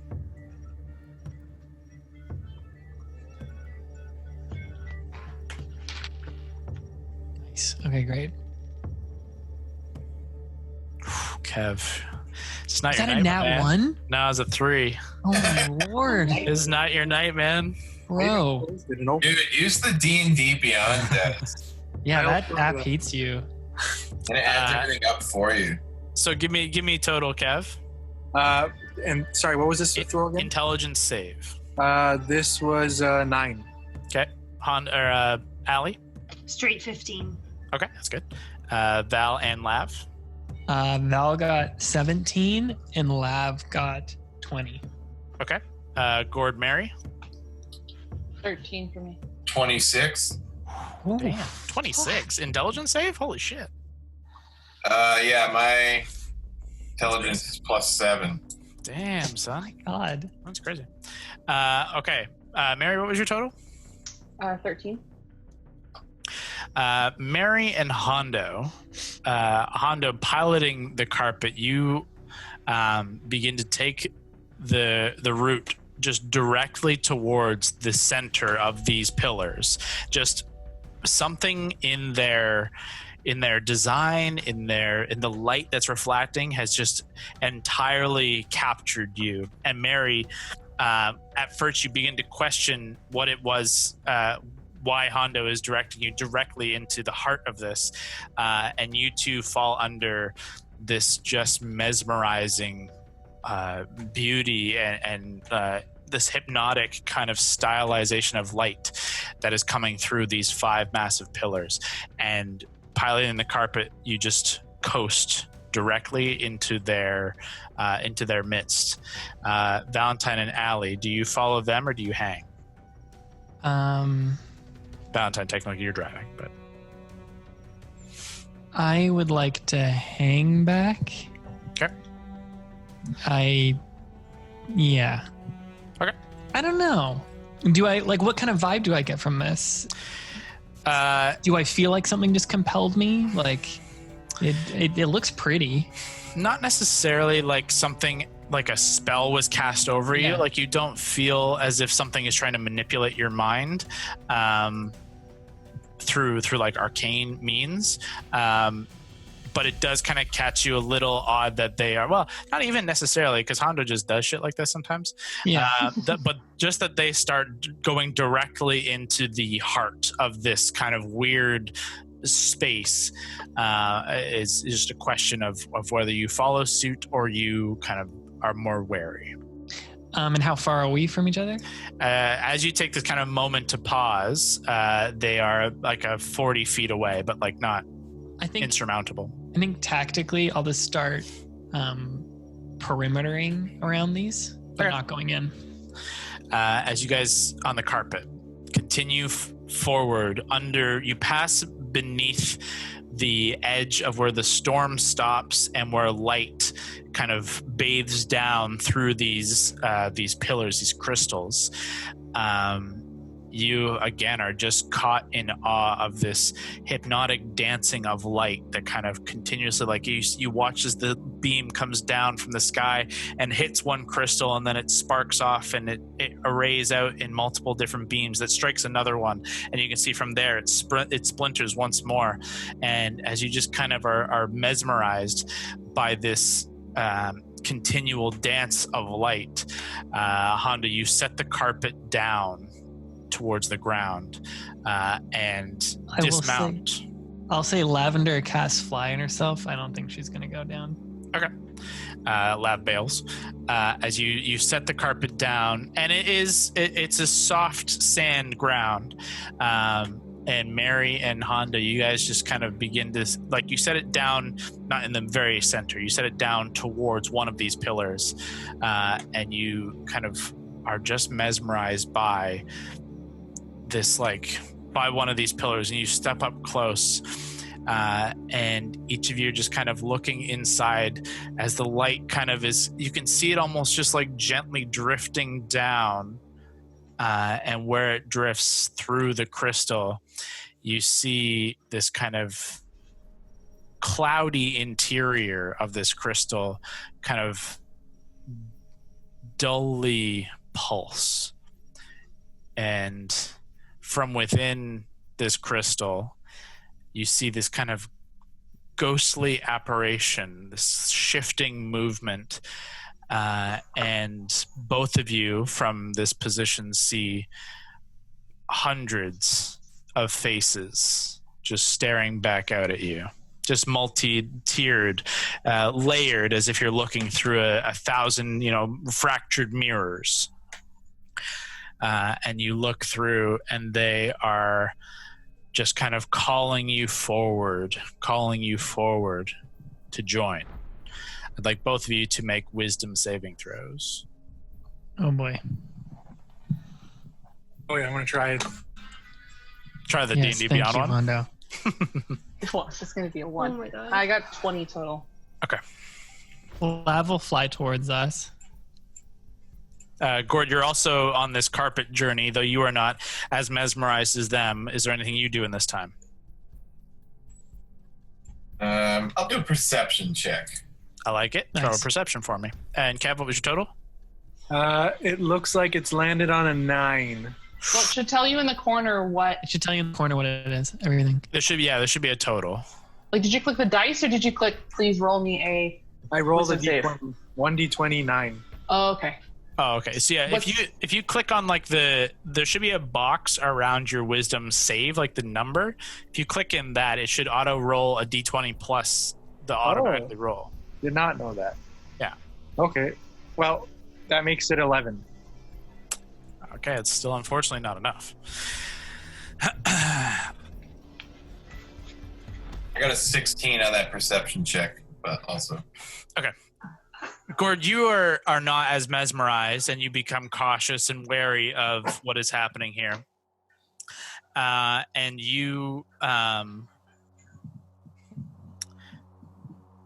you can see over the shoulders of Mary and Hondo, who are standing directly in front of this one of these pillars, and you see as they get closer and closer. From a distance, you can see that tiered faces. You can see these ghostly apparitions within. And you quickly scan around, feeling this ominous kind of sense take over you, and knowing that there's something sinister at work here. You can see each of these glass pillars begin to kind of fill with this same energy, and you can see more and more faces within each of them, and each of them tiered faces, hundreds of them. And all around the base of the sand and the glass, you begin to see singular wisps spin up, and a crackle of lightning kind of begins to slowly build around the base. And you watch as, and those of you in the sky as well, with just passive perceptions, watch as several dust devil creatures begin to form, and 2 of these crackling lightning creatures begin to summon up out of the sand as Hondo puts a hand on the pillar. And that's where we'll pick up next time. Damn. I'm going to become one of them. That's so scary. Cast detect magic. It's magic. If you Thanks for tuning in. Join us next time as the Wildcards find themselves within the lair of the Beast of the Kell, coming face to face with the monster and a number of otherworldly oddities. There will be a new episode up every Tuesday, so stay tuned. But until then, keep exploring.